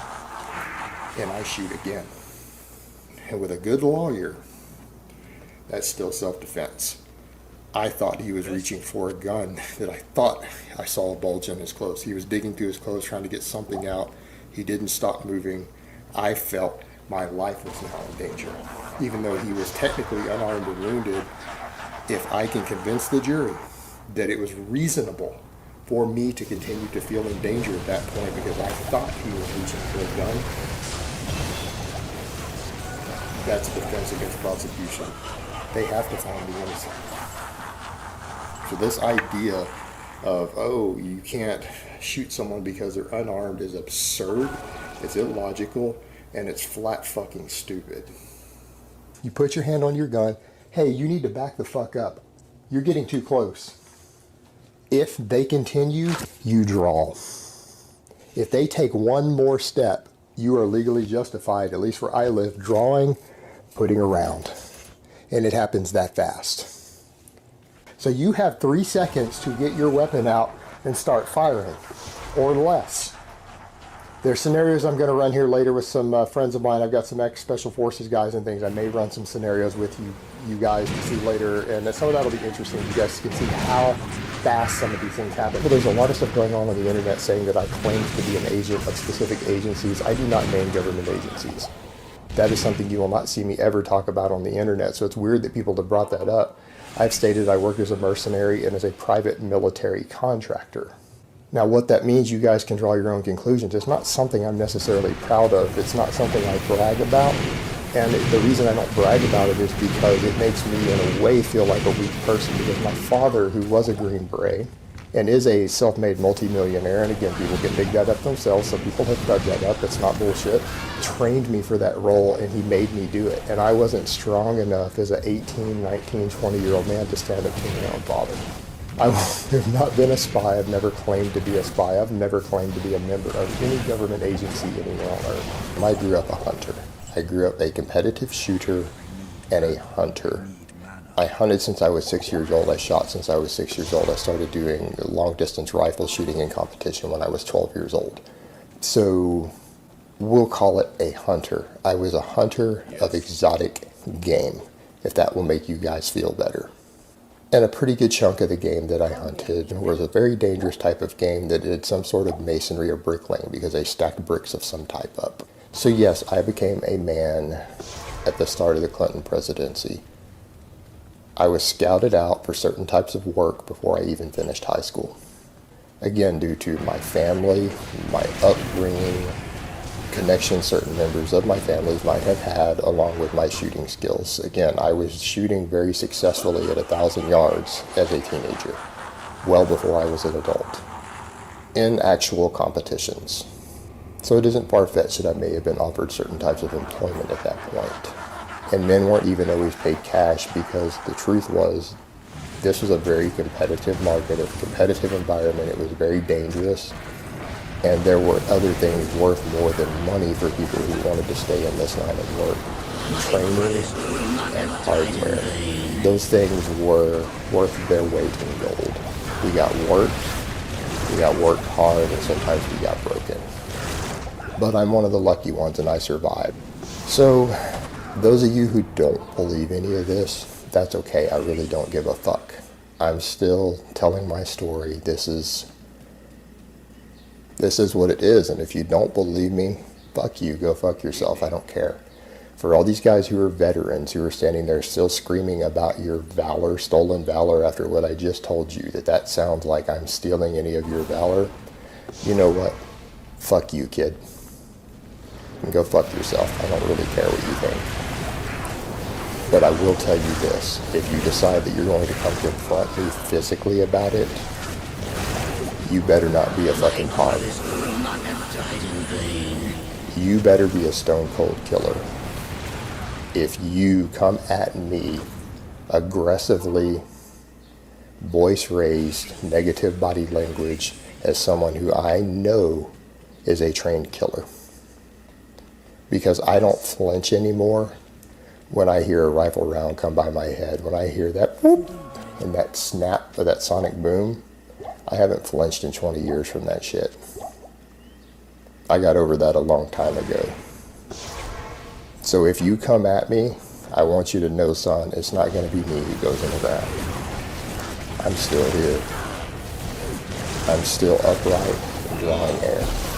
And I can assure you, I never, ever said anything about being an assassin. I didn't go into any details at all about what sort of work I did abroad or who I even worked for. Furthermore, I have no recollection, and I do not recall having ever known of anyone performing an assassination. In fact, I don't even recall what countries I may have worked in the past, what I did, or who paid me. I have purchased 4 new firearms this year that required background checks. The people note when they do my background checks that mine come back faster than just about anybody they've ever seen. And the reason for that is I actually have a file at the FBI. They keep a file on me, and because I have easy to access data for them, I get auto cleared really, really fast. It usually takes about 30 seconds for my background check to go through. My psychological records, they have full access to all my... And because I've previously had security clearance and I have a completely clean criminal record, I have never been arrested. I've never gotten a speeding ticket on record, nothing like that. For me, it's easy to pass. In fact, I qualify for class 3 weapons easily. I can pass the background checks to get suppressors, short-barreled shotguns, fully automatic weapons. I have no trouble qualifying for these things legally. So when I talk about the background checks, I'm not worried about myself. I am way in the clear. I can get anything I want, not a problem. And that's what we saw in the Paris things, the France thing, and we even saw that in the nice thing. Some people said, well, what good would a gun do against a truck? Well, that was out on the street. I keep my car parked on the street. I keep an AR-10 rifle in the trunk of my car. I could take the engine block out with that. I have 25 rounds in the magazine of ammunition that will punch through an engine block, that will go right through a windshield, It will go right through a windshield on a guy wearing Kevlar and still go through his Kevlar on top of that. I keep that in my trunk. A lot of Americans do. A lot of Texans keep that level of firepower handy. It's perfectly legal here. Plenty of us know how to use it. Yes, I would have had the ability had it happened going down a street where my vehicle was parked on the side of the road at an event. I could have probably stopped the attack. So, and someone else pointed out today, well, you know, you carry a 9mm in your car, and so you wouldn't be much match against terrorists with AK-47s. Well, I suppose that depends on how much training I have. I shoot a lot, guys. I shoot a lot these days. It's not uncommon for me to shoot 300 plus rounds every single week. And I spend an hour a day making bullets no matter what. You know, just like I had a rumor come down to me, probably a joke, that, you know, some group 4chan had hired a street gang to kill me. They put a hit out on me. I'll be more than happy to kill those people when they show up. They might be biting off more than they can chew, because all I do is make ammo and shoot guns all day. Not exactly the type of person you're going to try to do a drive-by on. Not going to be in your best interest. Not going to be in your best interest to try to draw down on somebody like me, but you know, it's cool, guys. Come on with it. When confronted in a physical conflict, I'm going to go from 0 to 100 immediately. So it's in my best interest, because I like to avoid court if possible, to completely avoid all conflicts, because I know that I'm going to shoot someone who I feel is a physical threat to me, and I'm not just going to shoot them one time. Because I'm a public figure, I get a lot of threats. I get other people who want to fight me, want to attack me, because I put out a certain mindset out there. People don't know if I'm crazy or not. They don't know if I'm actually apeshit nuts, or if I'm putting on a front or an act, but what they do know is that I have publicly stated that I will shoot anyone who attacks me. They also know that I have a lot of weapons, and that I train on them. So that being said, the probability that anyone who maybe doesn't like what I do, they see me on the street, they are planning on showing up at my gym or my home and assaulting me, has just dropped to 0. Nearly 0. Only the really, really crazy, determined attackers are going to do so. Any of the various YouTubers and public figures who said, oh, they're going to knock me out or hit me or whatever it is that they do, the chances that any of them are going to even consider it now has dropped to 0. They know I know how to use a weapon. They know that I'm proficient with my weaponry and that I have an aggressive mindset with them.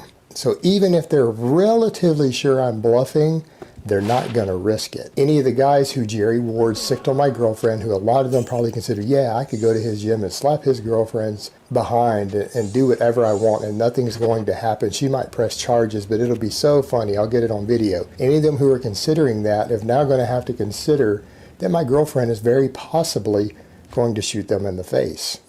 Nobody wants to slap some girl's ass bad enough to die for it. And then he made a public statement giving people permission on his Instagram last night to slap my girlfriend's ass. He's letting his whole audience know that it's okay to grope and sexually assault my girlfriend in front of me, and he claims that there will be no force used against him for it legally. Well, I think you might want to recheck Texas laws. My girlfriend called her lawyer this morning, and that's not going to fly well. So when she shoots one of these guys who gropes her physically, you'll be getting sued afterwards, Jerry. You might want to brush up on Texas law a little bit. I have a sticker on my car with a big Malone Lab sticker on the back of my Mercedes. It's on the driver's side. Anyone who's going to walk up behind my car and think about carjacking me, that big sticker, they're going to see it right there. That is going to cut my chances of a potential carjacker down dramatically. So someone said in a comment, Jason, you seem like the type of guy who would similarly take a whole battalion of tanks to a medieval jousting match. And the answer is yes, I would. And why? Because I can diffuse the violence that way. None of the jousters are going to want to joust against my tanks. All right, guys, I just kind of want to let everyone know what's going on there. People are asking what happened to Exposed TV. Yes, I and my girlfriend are responsible for it being shut down. All right, guys, but this is just a start. The wheels of justice turn slow, but I'm going to make sure that everyone involved in this is brought to justice to the best of my ability. Hey, everybody, it's Jason Blaha here, and I have something very serious to talk to all of you about. I'm going to try to take this as seriously as I possibly can without laughing. And yeah, this really is serious. I'm not making this up. The police just showed up at my door. I was out running an errand before I came back to train. I was about to come in and do some training. I'll try to get some training footage up for you guys today. Police were waiting outside. We talked about it for a minute, and everything's good. I'm not in any trouble, but I want to let you guys know that if you're any of my subscribers or my fans, if you guys would please not contact Lane Norton, please don't threaten him, don't threaten his family. You're just going to get yourselves in trouble, and it just results in the police showing up to my door to let me know that Lane Norton told the police here, I guess, through his lawyers or whatever, that those threats that people are sending him, they're very intimidating to him. He fears for his life, and he fears for the life of his family. That, you know, he may be able to deadlift 700 pounds, and he might have a whole catch of assault rifles that he loves to show off online, and all his guns and his gun training and his tactical shooting. But he is very intimidated by some of these 15 and 16-year-old kids on the internet threatening him. So please stop doing it, because you are very clearly intimidating and scaring him, and he is afraid for his life. But you know, it's really difficult to take something as a friendly offer when a person has made a video, which I have kept an original copy of. I have it backed up. I've also given it to my family. I've given it to the FBI and to a lawyer. And for those who aren't aware, you can probably check on it. But yeah, I have filed a lot of stuff with the feds over all these crazy stuff online. And I've handed them 18 gigabytes of data. Now, what they choose to do with it's their own business. But the point is that I've reported it. By the way, Jerry Ward, this cell phone will be turned into the FBI later this week. Our text message exchange is going to be seen by them. I'm going to recommend you go ahead and hire a lawyer. You guys, whether you love me or hate me, you are free to believe as much or as little of it as you like. You're free to believe as much of the evidence is presented there is real or fabricated as you like. Guys, it really doesn't bother me either way at this point. This topic is so old and dead that I kind of just don't care at this point. I would rather drink my coffee and train. I got a powerlifting meet in less than 3 weeks that I have to finish prepared for. I think I've got the paperwork in order, so it should be okay. And what that will do is give me the ability to have residence in either the US or the UK and go back and forth freely indefinitely without needing a visa any longer. And speaking of this, one reason I've been very quiet about this is because not everybody actually wants this to happen for me. And in fact, someone whose name I will not name has let it slip to several people, including someone who is a very, very big player in the fitness and bodybuilding world, who told me personally over the phone that this individual actually hoped that this didn't work out, that I actually get deported. So this person who has never met me dislikes me enough that they think that a happily married couple should be separated by a government by thousands of miles and be forced apart by a government purely because they don't like that person, even though they have no reason to hate my wife. So it kind of shows you the kind of people who are involved in this industry, and that person is actually someone that a whole lot of you out there look up to. A lot of you consider a hero. Goes to show you what type of people are really involved in this industry. Now, some advice for you, Vince, because I know that you're going to see this video. This is going to be shared with you. Virgin Games doesn't have any money. He may not even be employed. We don't know if he is or not. We know that he lives with his mother. We know that he rides a bicycle. So he doesn't seem to own a home or a car. He doesn't seem to have any meaningful assets. You're going to spend money and not get anything back for it. So what I'm going to recommend that you do, if you really want to hurt this kid, we've seen him talk a bit about his mom not wanting him to put certain things on the internet. Well, we know he lives with his mother. So she provided the home where the videos were filmed. She's provided the internet access to where he uploaded the slanderous material. And she probably bought the computer that he used to do it. And that she is seeing the work that her son produces. So she knows that he's up there slandering people, and so she has enabled him the means to do so. I would recommend that you go ahead and sue his mother instead, so that he might actually lose the home that he lives in, and this kid can be out on the street finally. That's what I would advise you to do, Vince. So make sure that you include his mother in the lawsuit. I haven't talked to my father in years, and because of these trolls, I had to call my father for the first time in a long time. And honestly, it went a lot better than expected. So I'm starting to get teary-eyed here, guys. I haven't talked to my father in years, and these trolls basically brought my father and I back together.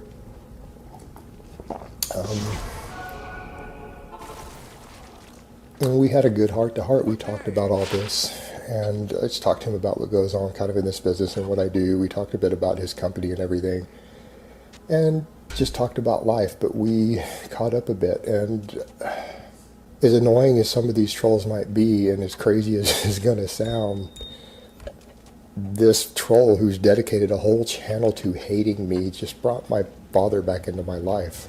And we're actually on speaking terms again. He actually talked to me for a bit and then called me back. He had some business to take care of, and he called me back, and we talked another 20 minutes. And like I said, I haven't talked to my father in years.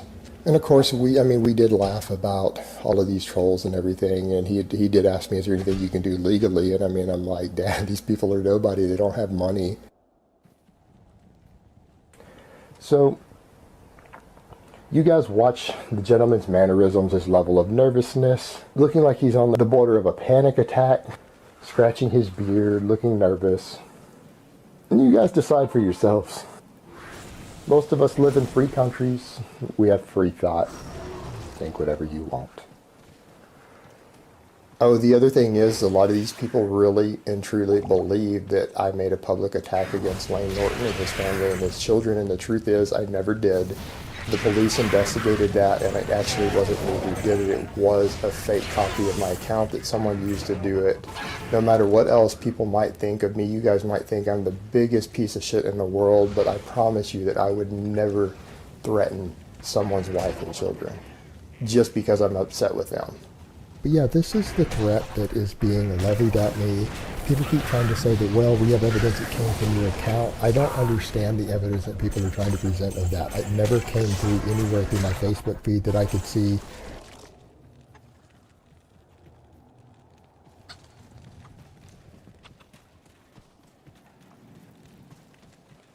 Yes?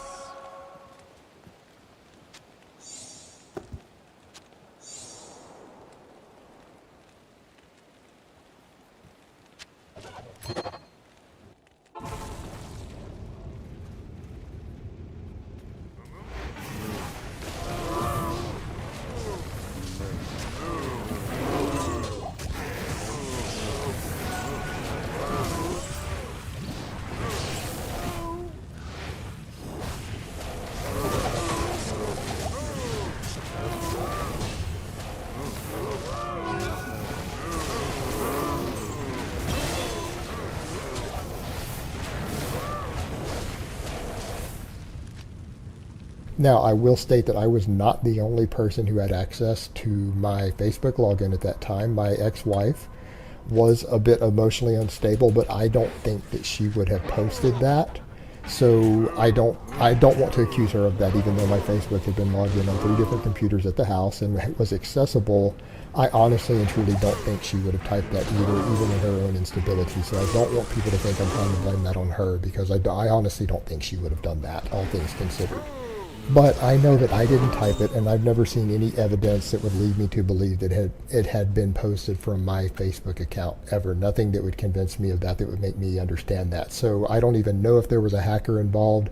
I don't know if it was just a clever catfish account, a clone account. There's plenty of those out there. I don't claim to understand what's going on there or how any of that works. All I know is I didn't type it, and I never saw evidence later through my own Facebook account that I had been involved in that thread that it was attributed to. And none of it came through my feed ever. So I don't have an explanation there, but I know I didn't type it. I gave them my word that I will not go to the state of Florida. And it's just ridiculous that you're inviting me there under crazy false pretenses. When you know, I've stated before, I've been told not to do public appearances. I've stated before that I think that you do intend to have me killed. If you thought you could get away with it, you would. And what a golden opportunity to get away with it. And yeah, I mean, Lane, I'm not stupid. And the reason I really want all of this to come out is not only to have kind of my side of the story told, but also so that people will understand, and so that there's a public record of all of this. Because of the statements he's made and the sheer amount of hatred and things he's said about me recently publicly, if anything happens to me and I'm killed, I want the authorities and I want my family and other people to know who to look for as the primary suspect in it. And I want people to know who is financially behind it. And then you went on to create a fake Facebook account after you couldn't collect any money off of me and threaten your own family with it, and then immediately run to the police and try to press criminal charges against me, which prompted a police investigation. The police found that I didn't do it, that it was done from the United States, not the United Kingdom where I was living at the time, and I didn't actually threaten your family or any such nonsense. Now, as to the gentleman making the video, a few tips for you.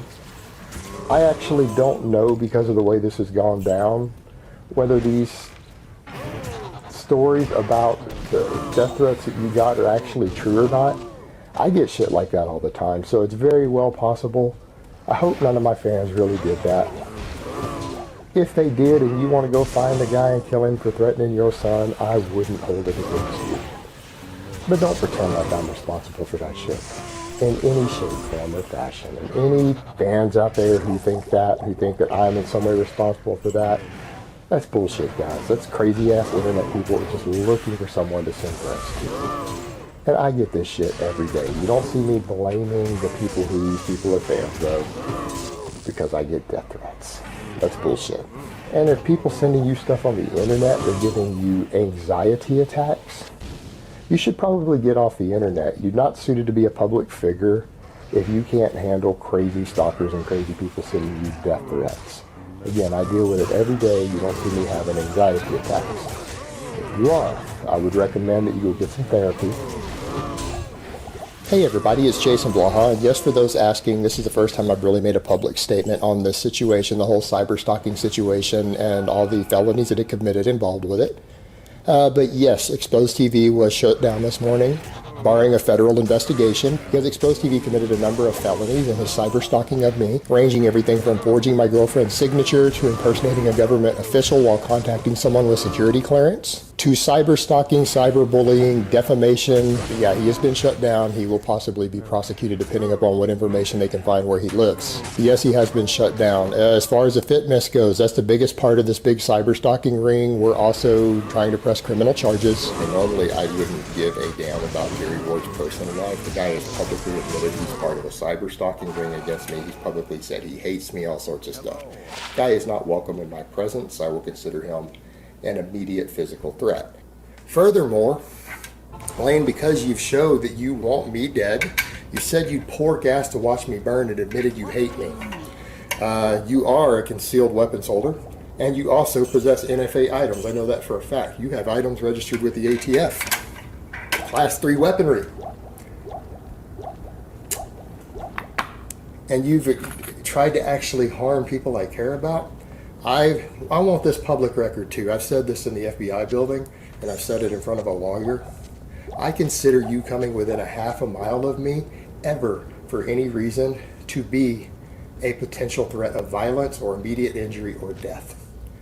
I will repeat that, Lane. Because of your previous actions, I consider you intentionally coming within half a mile of me or any member of my family to be an immediate threat of bodily injury or death. And I will respond accordingly as the state of Texas allows. From people claiming that they're going to stalk us in the parking lot of my gym, hold me at gunpoint while they gang rape my girlfriend, and then they're going to pour gas on us and burn us alive.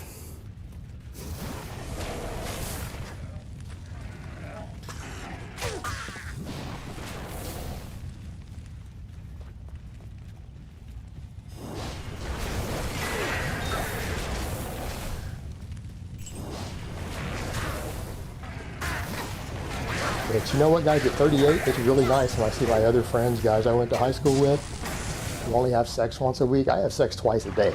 I get the fringe benefits of having great energy, having a great sex drive, having sex twice, sometimes 3 times every day. All right, I'm really not trying to attract women right now because I'm kind of seeing someone a bit. I've actually been turning women away. And on top of that, I'm not really interested in what women think, because I'm in a happy monogamous relationship with a girl that I'm in love with who has sex with me every single day. By the time you get to Nick's age, and certainly by the time they get to my age, probably at least half of guys out there have probably had at least one threesome with 2 girls. In today's age, that's not uncommon. I'm not putting a moral judgment on it. I'm not saying whether that's right or wrong or not. I'm just saying that's the reality of the world that we live in. Is it something I'm interested in doing and as I've gotten older? No. Is it something I've done in the past? Yeah. And kind of brings me to another point with that. You know, I've had an ex who was very much into other girls, but I didn't make it everyone's business.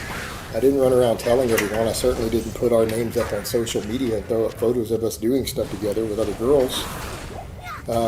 Now, there are some of the trolls that sent me messages claiming they do have a copy of a sex tape with her, I, and one of her female friends, but that remains to be seen as to whether they really got a copy or not. Tell them about how we got together, how we took it seriously. Okay, Brittany wants me to chime in here and let you guys know. For example, when Brittany and I got together, we got together and no, we didn't have sex immediately. I know that's going to sound funny to a lot of people because, again, everyone has views of us. But we actually were introduced by another friend who I was dating casually, who thought we'd be a good match, and she hooked us up. And no, I slept in her bed, fully clothed, cuddling her for 2 weeks before we even locked into a relationship or anything. Like, no clothes came off or anything. We took our time with that. But when a guy treats you a certain way, he's not taking you seriously. And guys, by that same token, you need to understand that if you're considering anything serious or long-term with a chick and it's more than just fun, you don't treat them like that. You don't treat them like that at all. You don't disrespect them in public that way. My girlfriend needs dick twice a day from me. Of course, I'm going to get asked on stuff like this because I do know a lot about eating and drug testing in sports, and it's something I used to do for money, was help athletes do this. Like, at one time, I was working with up to a dozen university athletes who were subject to random testing and getting them through it. I used to manufacture anabolics and other drugs that I used to actually sell to some of the Texas A&M football team, and I used to help them pass their drug tests. They used to pay me to help them pass their drug tests, students at that university. I'm a grown man. I've been in this game for a very, very long time. I've worked with randomly tested athletes who undergo far more stringent tests than anybody in the natural bodybuilding world has ever undergone. Because of my own life experiences going back to this stuff 2 decades, someone who's even helped college athletes pass their drug tests. I mean, I've helped guys beat drug tests at the university level. I know plenty of guys who've done it at higher up levels I've talked to, and there's a whole industry around it. Yes, I have run an anabolic steroid lab. And yes, I have been paid by athletes to help them through random testing at the university level quite a bit. Actually, over a dozen different athletes paid me to help them with that, who undergo more stringent testing than most of these drug-tested powerlifters do. The fact that we know Saudi Arabia is responsible for 9/11, we've known since 9/11. We know it was paid for by Saudi royal family members. And you know, the thing is, it's really troubling. Why does anyone even think the U.S. government or the Israelis or anyone else are responsible? Because of the online conspiracy movement. Well, I've seen the money trail personally, and I've known someone who hands out money for people within the conspiracy movement online, someone who actually pays people, and I'm going to stay out of that, and he was Saudi Arabian. You know, it's interesting that they pump money into the online conspiracy movement, and I know that for an absolute fact. I know that for a fact from personal experience that they do. And conversations I've had with various people involved in that. All right, the truth is, yes, I have been a paid conspiracy fiction writer on the internet in the past under a pseudonym because I have some unique life experiences, some unique knowledge and understanding of world history, ancient history, things like that, very well read. And I discussed with them an idea of going online for them under a pseudonym and writing fictional material to help them with their book sales. And it grew for a while, and I did that for a while, and I was a paid fiction writer on the internet. A lot of us who know world history, who've read battle strategies all through history, see what happens in other countries, those of us who are worldly and knowledgeable. Because I'm not an ignorant redneck from Texas, I am extremely well read. I have traveled the world. I have lived around the world. I've spoken to people and met with people in person from countless cultures around the world. I've read history for many, many years, thousands and thousands of pages of history and military strategy, going all the way back and looking even at the strategies from the Crusades and the other previous jihads. Anyone who's well read and knowledgeable knows what's going on. It doesn't require you to be ignorant, and I'm not just some ignorant Texas redneck. Again, I am worldly. I've read the entire Satanic Bible cover to cover. All right, I've had a big corporate job. A number of years ago, back when I first started getting sick with my Meniere's disease, I realized I was possibly going to reach a point to where I might not be able to do normal work again. Definitely wouldn't be able to do work abroad, might not be able to keep my corporate job. Because this is interesting, and I was reminded of this because an actor I was chatting with a while back, and yeah, that's kind of what we do. When I'm not on YouTube, one of the things that my girlfriend does is she works in the film industry. And so we talk to actors and actresses. I was known in the past for very heavily editing my videos, me sitting down and making a 10-minute video or a 15-minute video and then chopping it down to 3 minutes. You guys saw all the heavy edits? That's actually what that was.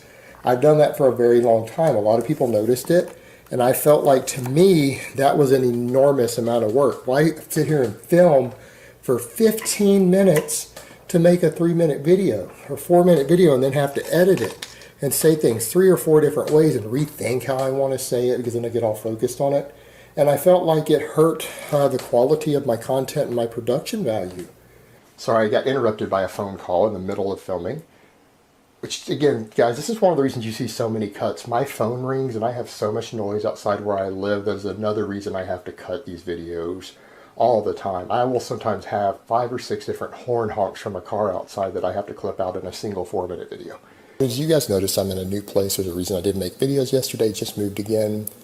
I might make a video discussing some of that in the move. One of the reasons I needed to deload, just dealing with the stress of a lot of things.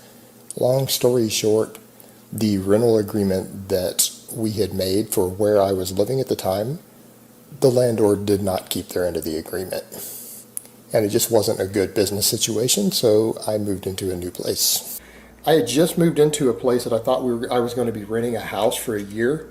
The landlord, I'm not going to get into his personal life, but, you know, when people try to treat their PTSD with street drugs and alcohol, it doesn't always work out well.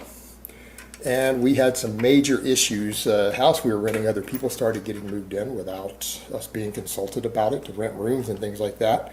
And we had to just get out of there. But the reality is, you guys need to understand that it is a business owner's right to do business with whom they please. For example, when I lived in the UK, back when I trained at a powerlifter gym that was owned by an IPF powerlifter, when he found out that I had made a YouTube video saying that I don't have any problem with athletes using drugs in sports. It doesn't bother me. I don't see a moral issue with it. That's just them competing. That's the reality we live in. And if they unbanned drugs in sports, that I wouldn't have any problem whatsoever with it. Me making that statement caused him to say that he didn't want a person like me training at his gym, that he felt it was bad for his gym, and he didn't want someone who was okay with drugs in sports training at his gym. He met me at the front door of it. He handed me my entire month's payment back. I'd used about a week of it up for that particular month, and he canceled my contract. And you know what? Rather than be a dick about it, I looked him in the eyes and said, I'm very disappointed, and while I disagree with your viewpoints here, I respect your right as a business owner to decide who you want to do business with. And so I'm not going to have a problem with that. And I looked him in the eyes and I shook his hand. I think that surprised him a little bit. If all of you want to know how you can help put the juggernaut in a Benz, just check the annotations here in this video, or go to my Facebook fan page, which is down below, or Twitter, or just check out any of the social media of the other big YouTubers, because it's been spread everywhere. And you guys probably realize by now that GoFundMe was just a publicity stunt. I was already being offered quite a good deal on a used Mercedes-Benz by my sister, which I purchased from her today. And truth be told, that was really just something I did for fun. It was something my sister kind of came up with and thought it would be really funny for me to do when she was selling me the car, so we did it just for the fun of it. The GoFundMe with the Mercedes-Benz, guys, I can afford the Benz now. It was just a fun publicity stunt. And it worked. It worked. It went viral everywhere, and all these people smack talked me, and all it did was increase my outreach. And it was a fun, funny thing to do. I enjoy doing it just for fun, and it increased my outreach everywhere. And that's okay. It's okay to be lazy, just don't pretend like you're not. Be honest with yourself about your work ethic on something. There are things that I don't enjoy doing, that I am lazy at. Like gardening. I hate fucking gardening. What did you want to be when you were a kid growing up? Yeah, I covered this before. School teacher. I wanted to be a school teacher. Yep. What kind of school teacher? I didn't know. I kind of went back and forth on a few different ones. I thought about teaching biology or, even a health course. But I thought about being something like a biology teacher. And my father completely shot it down when I was younger. He said, no, that's not going to work. There's no money that you spend a fortune on school, and you'll never make the money back. That's no son of mine is going to do that. Instead of putting in the work, it's not going to get you anywhere. Just like you don't see me pretending that I want an amazing rose garden out on my balcony. Why? Because I hate doing it, and I'm too lazy to do something that I hate doing. So don't lie to yourself like that. Honestly, my mother wanted me to be a medical doctor.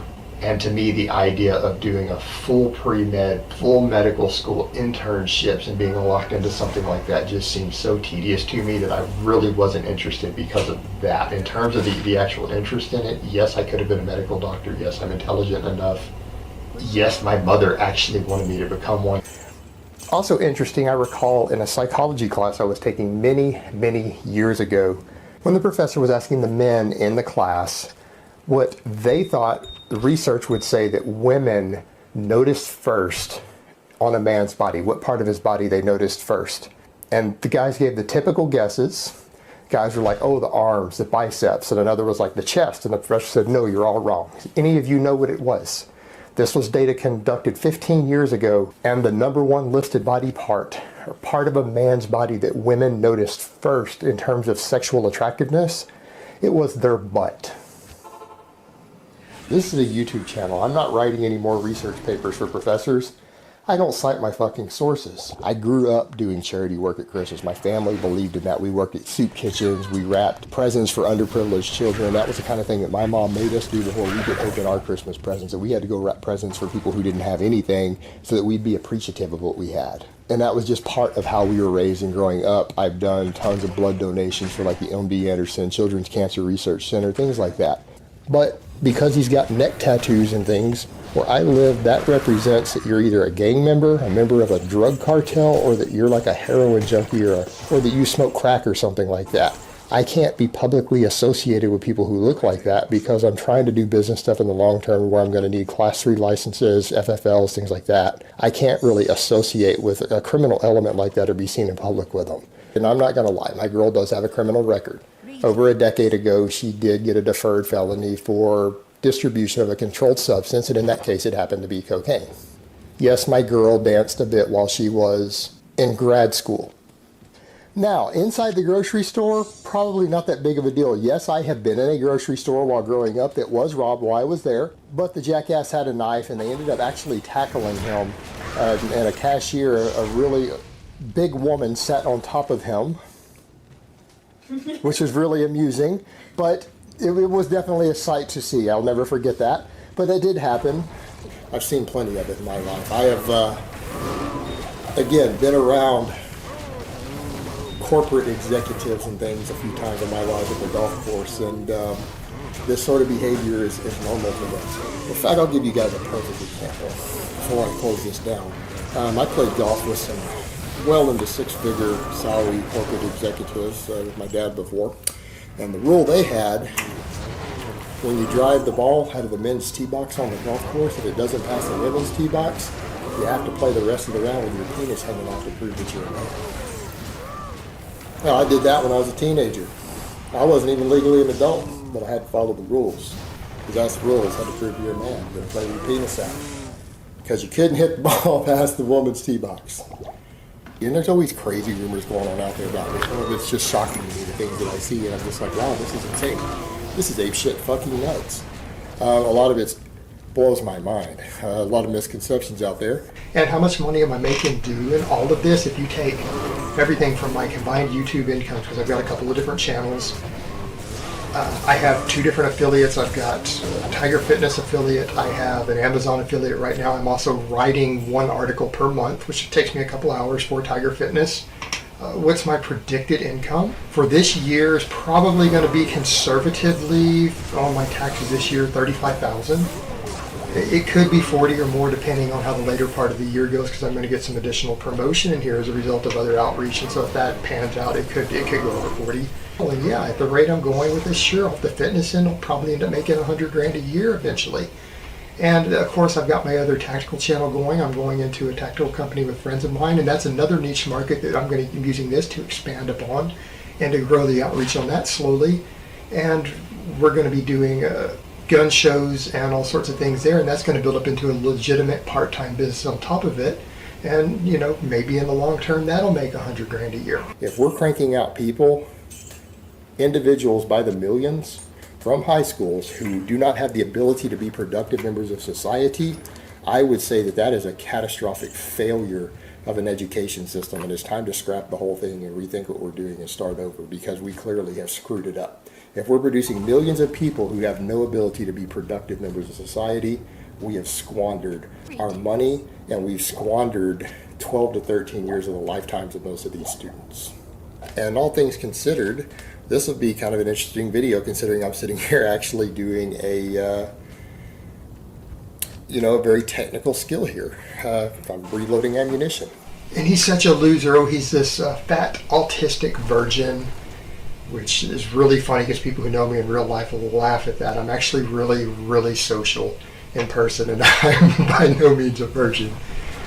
For those asking, I'm not on welfare. I make way too much money. I don't qualify for any sort of welfare anywhere in the world. I have 4 different W-7 and 1044s filed with the IRS. Believe me, I don't qualify for anything. And we're producing students who can do nothing but pass a standardized test that have no skills. They can't weld. They can't change the oil in their car. They can't rebuild a basic car engine. To me, that's shocking. As someone who grew up in a different environment, the fact that there are 18-year-old young men who couldn't rebuild a simple lawnmower engine if they had to, I find that shocking. I didn't have any friends who couldn't do that when I was younger. All my friends, we messed with stuff like that. We built car engines. We loaded ammo.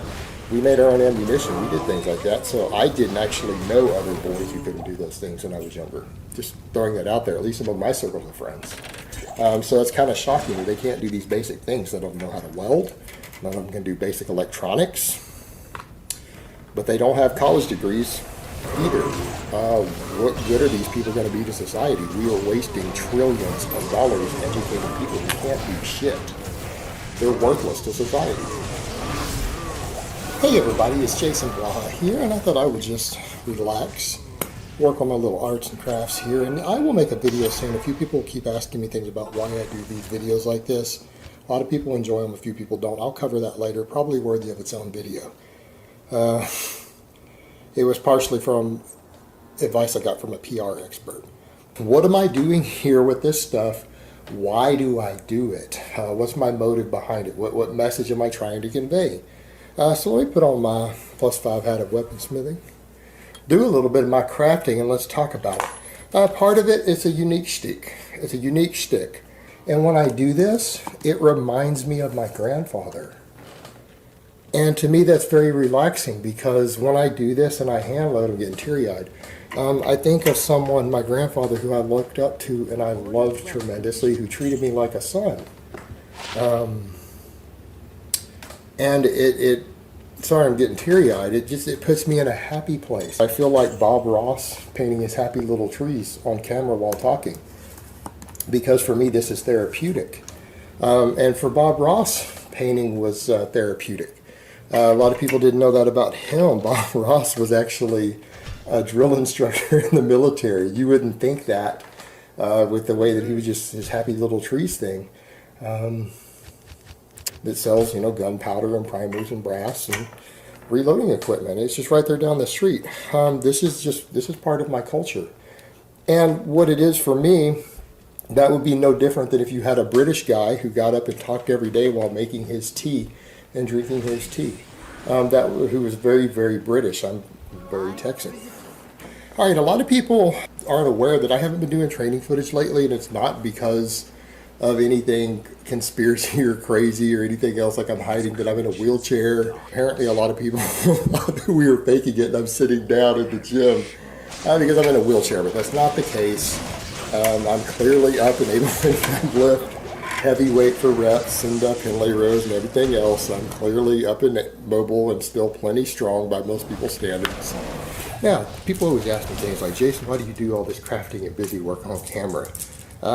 Well, one, I find it relaxing, and two, it sure has made it impossible for people to chop and screw my videos and make me say things I didn't say, hasn't it, for all you guys who watch these, who do that stuff? You guys having fun with that? Trying to make me say things I didn't say? A little harder now, isn't it? Have fun with that. Have you seen the things that people write about me on the internet and say about me all day? Have you watched the hundreds of videos that are out there that go through great efforts to humiliate me, some of which have gotten over 100,000 views? Do you read the insane shit people write about me every day on the internet?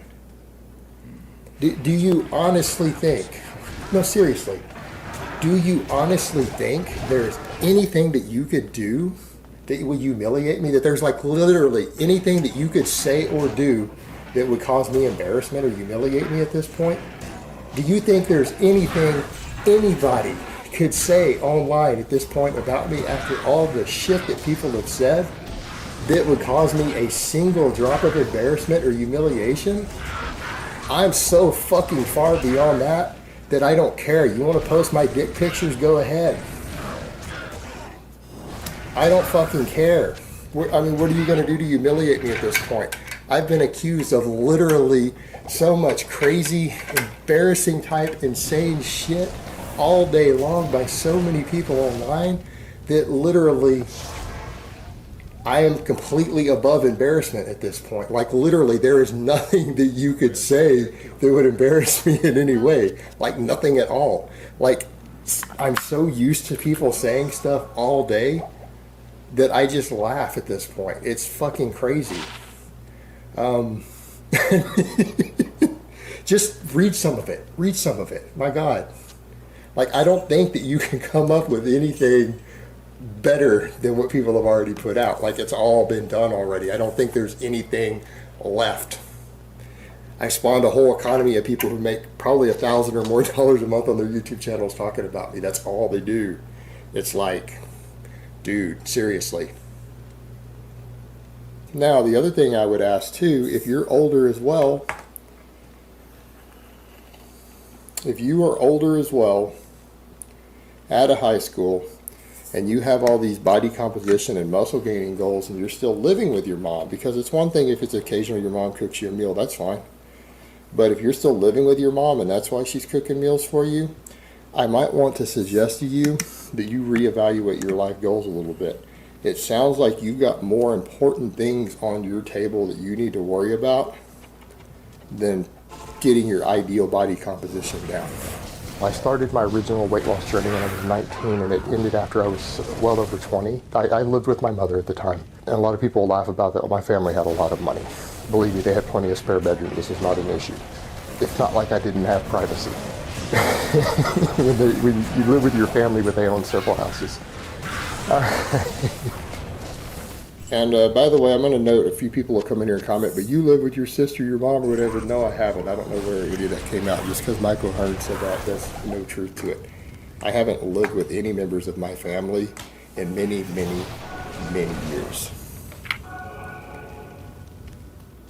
So I don't know where that weird idea came from. Most people who know me are kind of like, I'm a very intense person, and it's not that I'm not empathic, or all the people on the internet who perceive me a different way. I'm not autistic or anything ridiculous like that, but I am a very intense person. However, I do have that intimidation factor, and I do come across, especially a lot of other guys, as very intimidating. I have a presence when I come in a room, and that's been told to me by quite a few people, that I'm a very intimidating person, and I'm very scary in some ways, and I have to try to keep that reeled in. But yeah, Jerry, this is kind of ridiculous. It's kind of pathetic on your part, but you know what, man? Make all the money you want off of it. But if I decide that it's my money, that you earned. I don't want to hear any crying when I come to collect it. It's just business, nothing personal. But on a side note, you better not ever mention my mother again, you son of a bitch. That is personal. That's not business. I'm going to be nice and give you a warning on that one. And maybe you did that by accident, another one of your heroin and drug-induced hazes, because you had admitted publicly to being a heroin addict. And you know what? Once an addict, always an addict. And if you're an addict, that's a weakness that can be exploited. Remember that.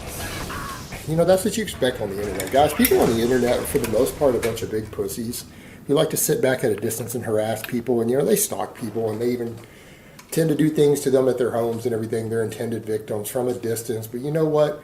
They're big pussies who are scared to actually confront anybody for the most part. But people like the anonymity of the internet. They like to be able to sit behind the internet and attack people, oftentimes with their face, with their name, with their identity hidden, knowing that they're safe. Because that's the world we live in today, unfortunately. The internet brings out the worst in a lot of us, particularly very cowardly people who just want to feel important, they want to feel big. But yeah, I do have this very scary, intimidating streak to me that comes out, and some of it has to do with my perspective, my actual life perspective when it comes to dealing with people who I see as any sort of threat to me or anyone I care about is pretty extreme by most standards. And yeah, people pick up on that. And so certain people, even just private conversations I've had with them, probably think I'm a little crazy, a little bit scary. And I can definitely see from conversations I had with Candido as to why he might have that perspective. And this comes back to kind of the point I always make about the amount of posturing and guys who really want to pretend to be tough guys in this industry when they really aren't. And they're always issuing these physical challenges. And this is the second time this has happened with Mike O'Hearn. I'm not going to go into the behind the scenes what happened, but you guys will notice that Mike was talking about, oh, he's going to come to my gym and run me out of my gym. He's going to do a seminar at my gym because I wouldn't accept his silly ass little challenge. And then he said he was going to slap me. Not going to go into the details of it. He was talked to by other people, and you notice Mike hasn't said my name since, nor said anything about coming to my gym. Because quite frankly, I'm just not interested in being a tough guy or proving that I'm a tough guy. If someone becomes a threat to me or people that I love, I make them go away. And I'll just tell you straight up. Anyone approaches my girl and hits on them, they might disappear. Just going to leave that out there. I don't know what happened to you. If someone becomes a threat to you, whether it's a physical threat, then they have to die. No question about it. You do everything you can to take them down. I don't even want my worst enemies to die of cancer or to have diabetes, because I've seen people die from those things. Me personally, when anyone is my enemy, I don't like them.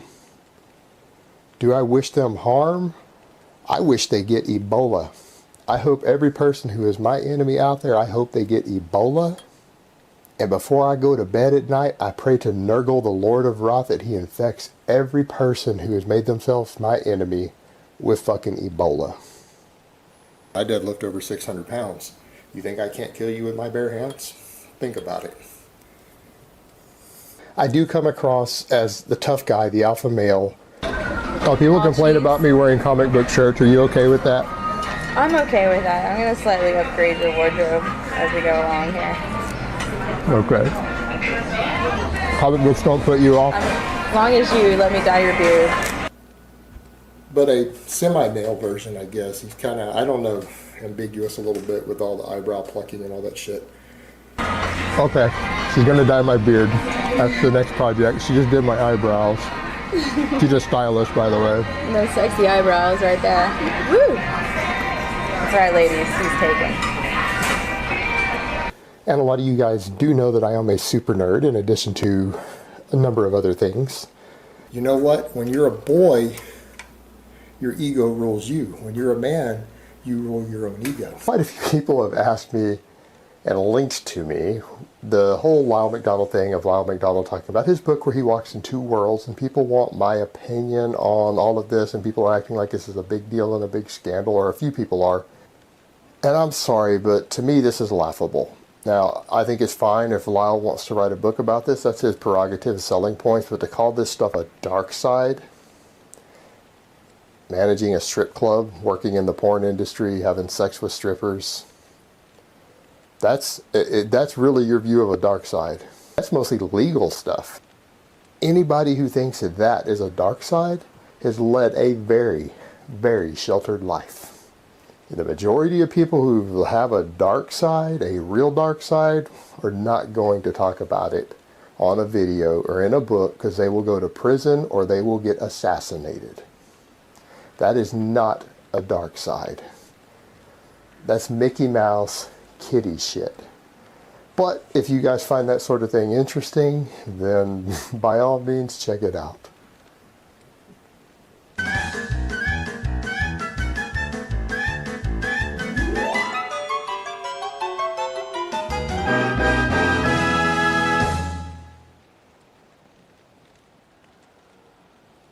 And also, I left my Breathe Right nasal strip on that I sleep with at night because of my sinus issues, so hopefully no one comments today, oh, he's out of breath, he's out of breath. No, motherfuckers, I have sinus and inner ear problems. I do 2 hours of cardio a day right now. The only place I have bad genetics is in my arms and my relatively narrow hips. So I'm going to be experimenting a bit, though, and getting a little more aesthetic because it will improve my outreach.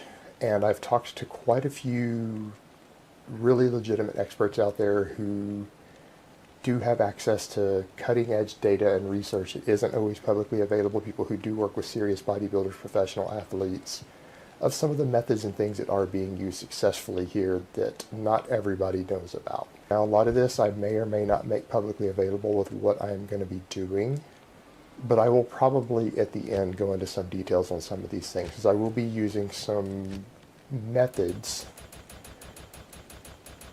that are perfectly legal, aren't even banned in natural bodybuilding, and can't be tested for even in the Olympics.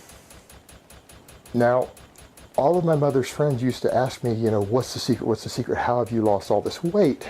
And I used to tell them it was just sheer hard work. There is no secret. I just eat better. And I exercised till exhaustion, and it was just, all it took was hard work and me saying that this is the most important thing in my life right now, that I have to do this. But the truth of it is that's not true. It wasn't that simple. The secret was that I accepted personal accountability, that I accepted that it wasn't my genetics. And I had to accept that it's not my genetics. It's not something outside of my control, that I am responsible for my obesity. It is my actions, my lifestyle, my choices that control the results. That is the secret. When you accept that you are in control, you're accountable, that what happens is based upon what you do every single day. Your choices. And that was the secret to my fat loss. And for some reason, there's people who seem to think that I've never been a bodybuilder. They always see things online. People say Jason doesn't know how to cut. He's never been had a six-pack, never been single-digit body fat, and I laugh my ass off because these people are completely unaware of my personal background. I have been 5% body fat before. I fucking hate it, but I've been there. And I do know how to get there. And yeah, that's the type of tricks that I use because I have a voracious appetite. I genetically and naturally have an absurd appetite, but if I go into a very mild ketosis and I pop metformin, my appetite goes away. I don't get hungry anymore. And a lot of people aren't aware, but I have been contest fit before when younger. Needless to say, this hasn't been any time near the last decade, but I have been there. I hate it, would never do it again, not interested in it. So what I'm trying to do is just push down to the 9 to 10% range over time to increase my outreach. So people say, wow, maybe this guy actually knows what he's talking about. I should listen to him. So that is the whole point in me getting lean, is to improve the outreach of this channel. It will put me in a better position to actually be a voice of authority that younger people will listen to. And the thing is, yes, I'm having to do it slow, because I am older, guys. I'm 38 years old. I do have a medical issue that has an autoimmune component. I can't get away with blasting large amounts of gear. And I have to work around the fact that I'm 38 years old with a major medical issue.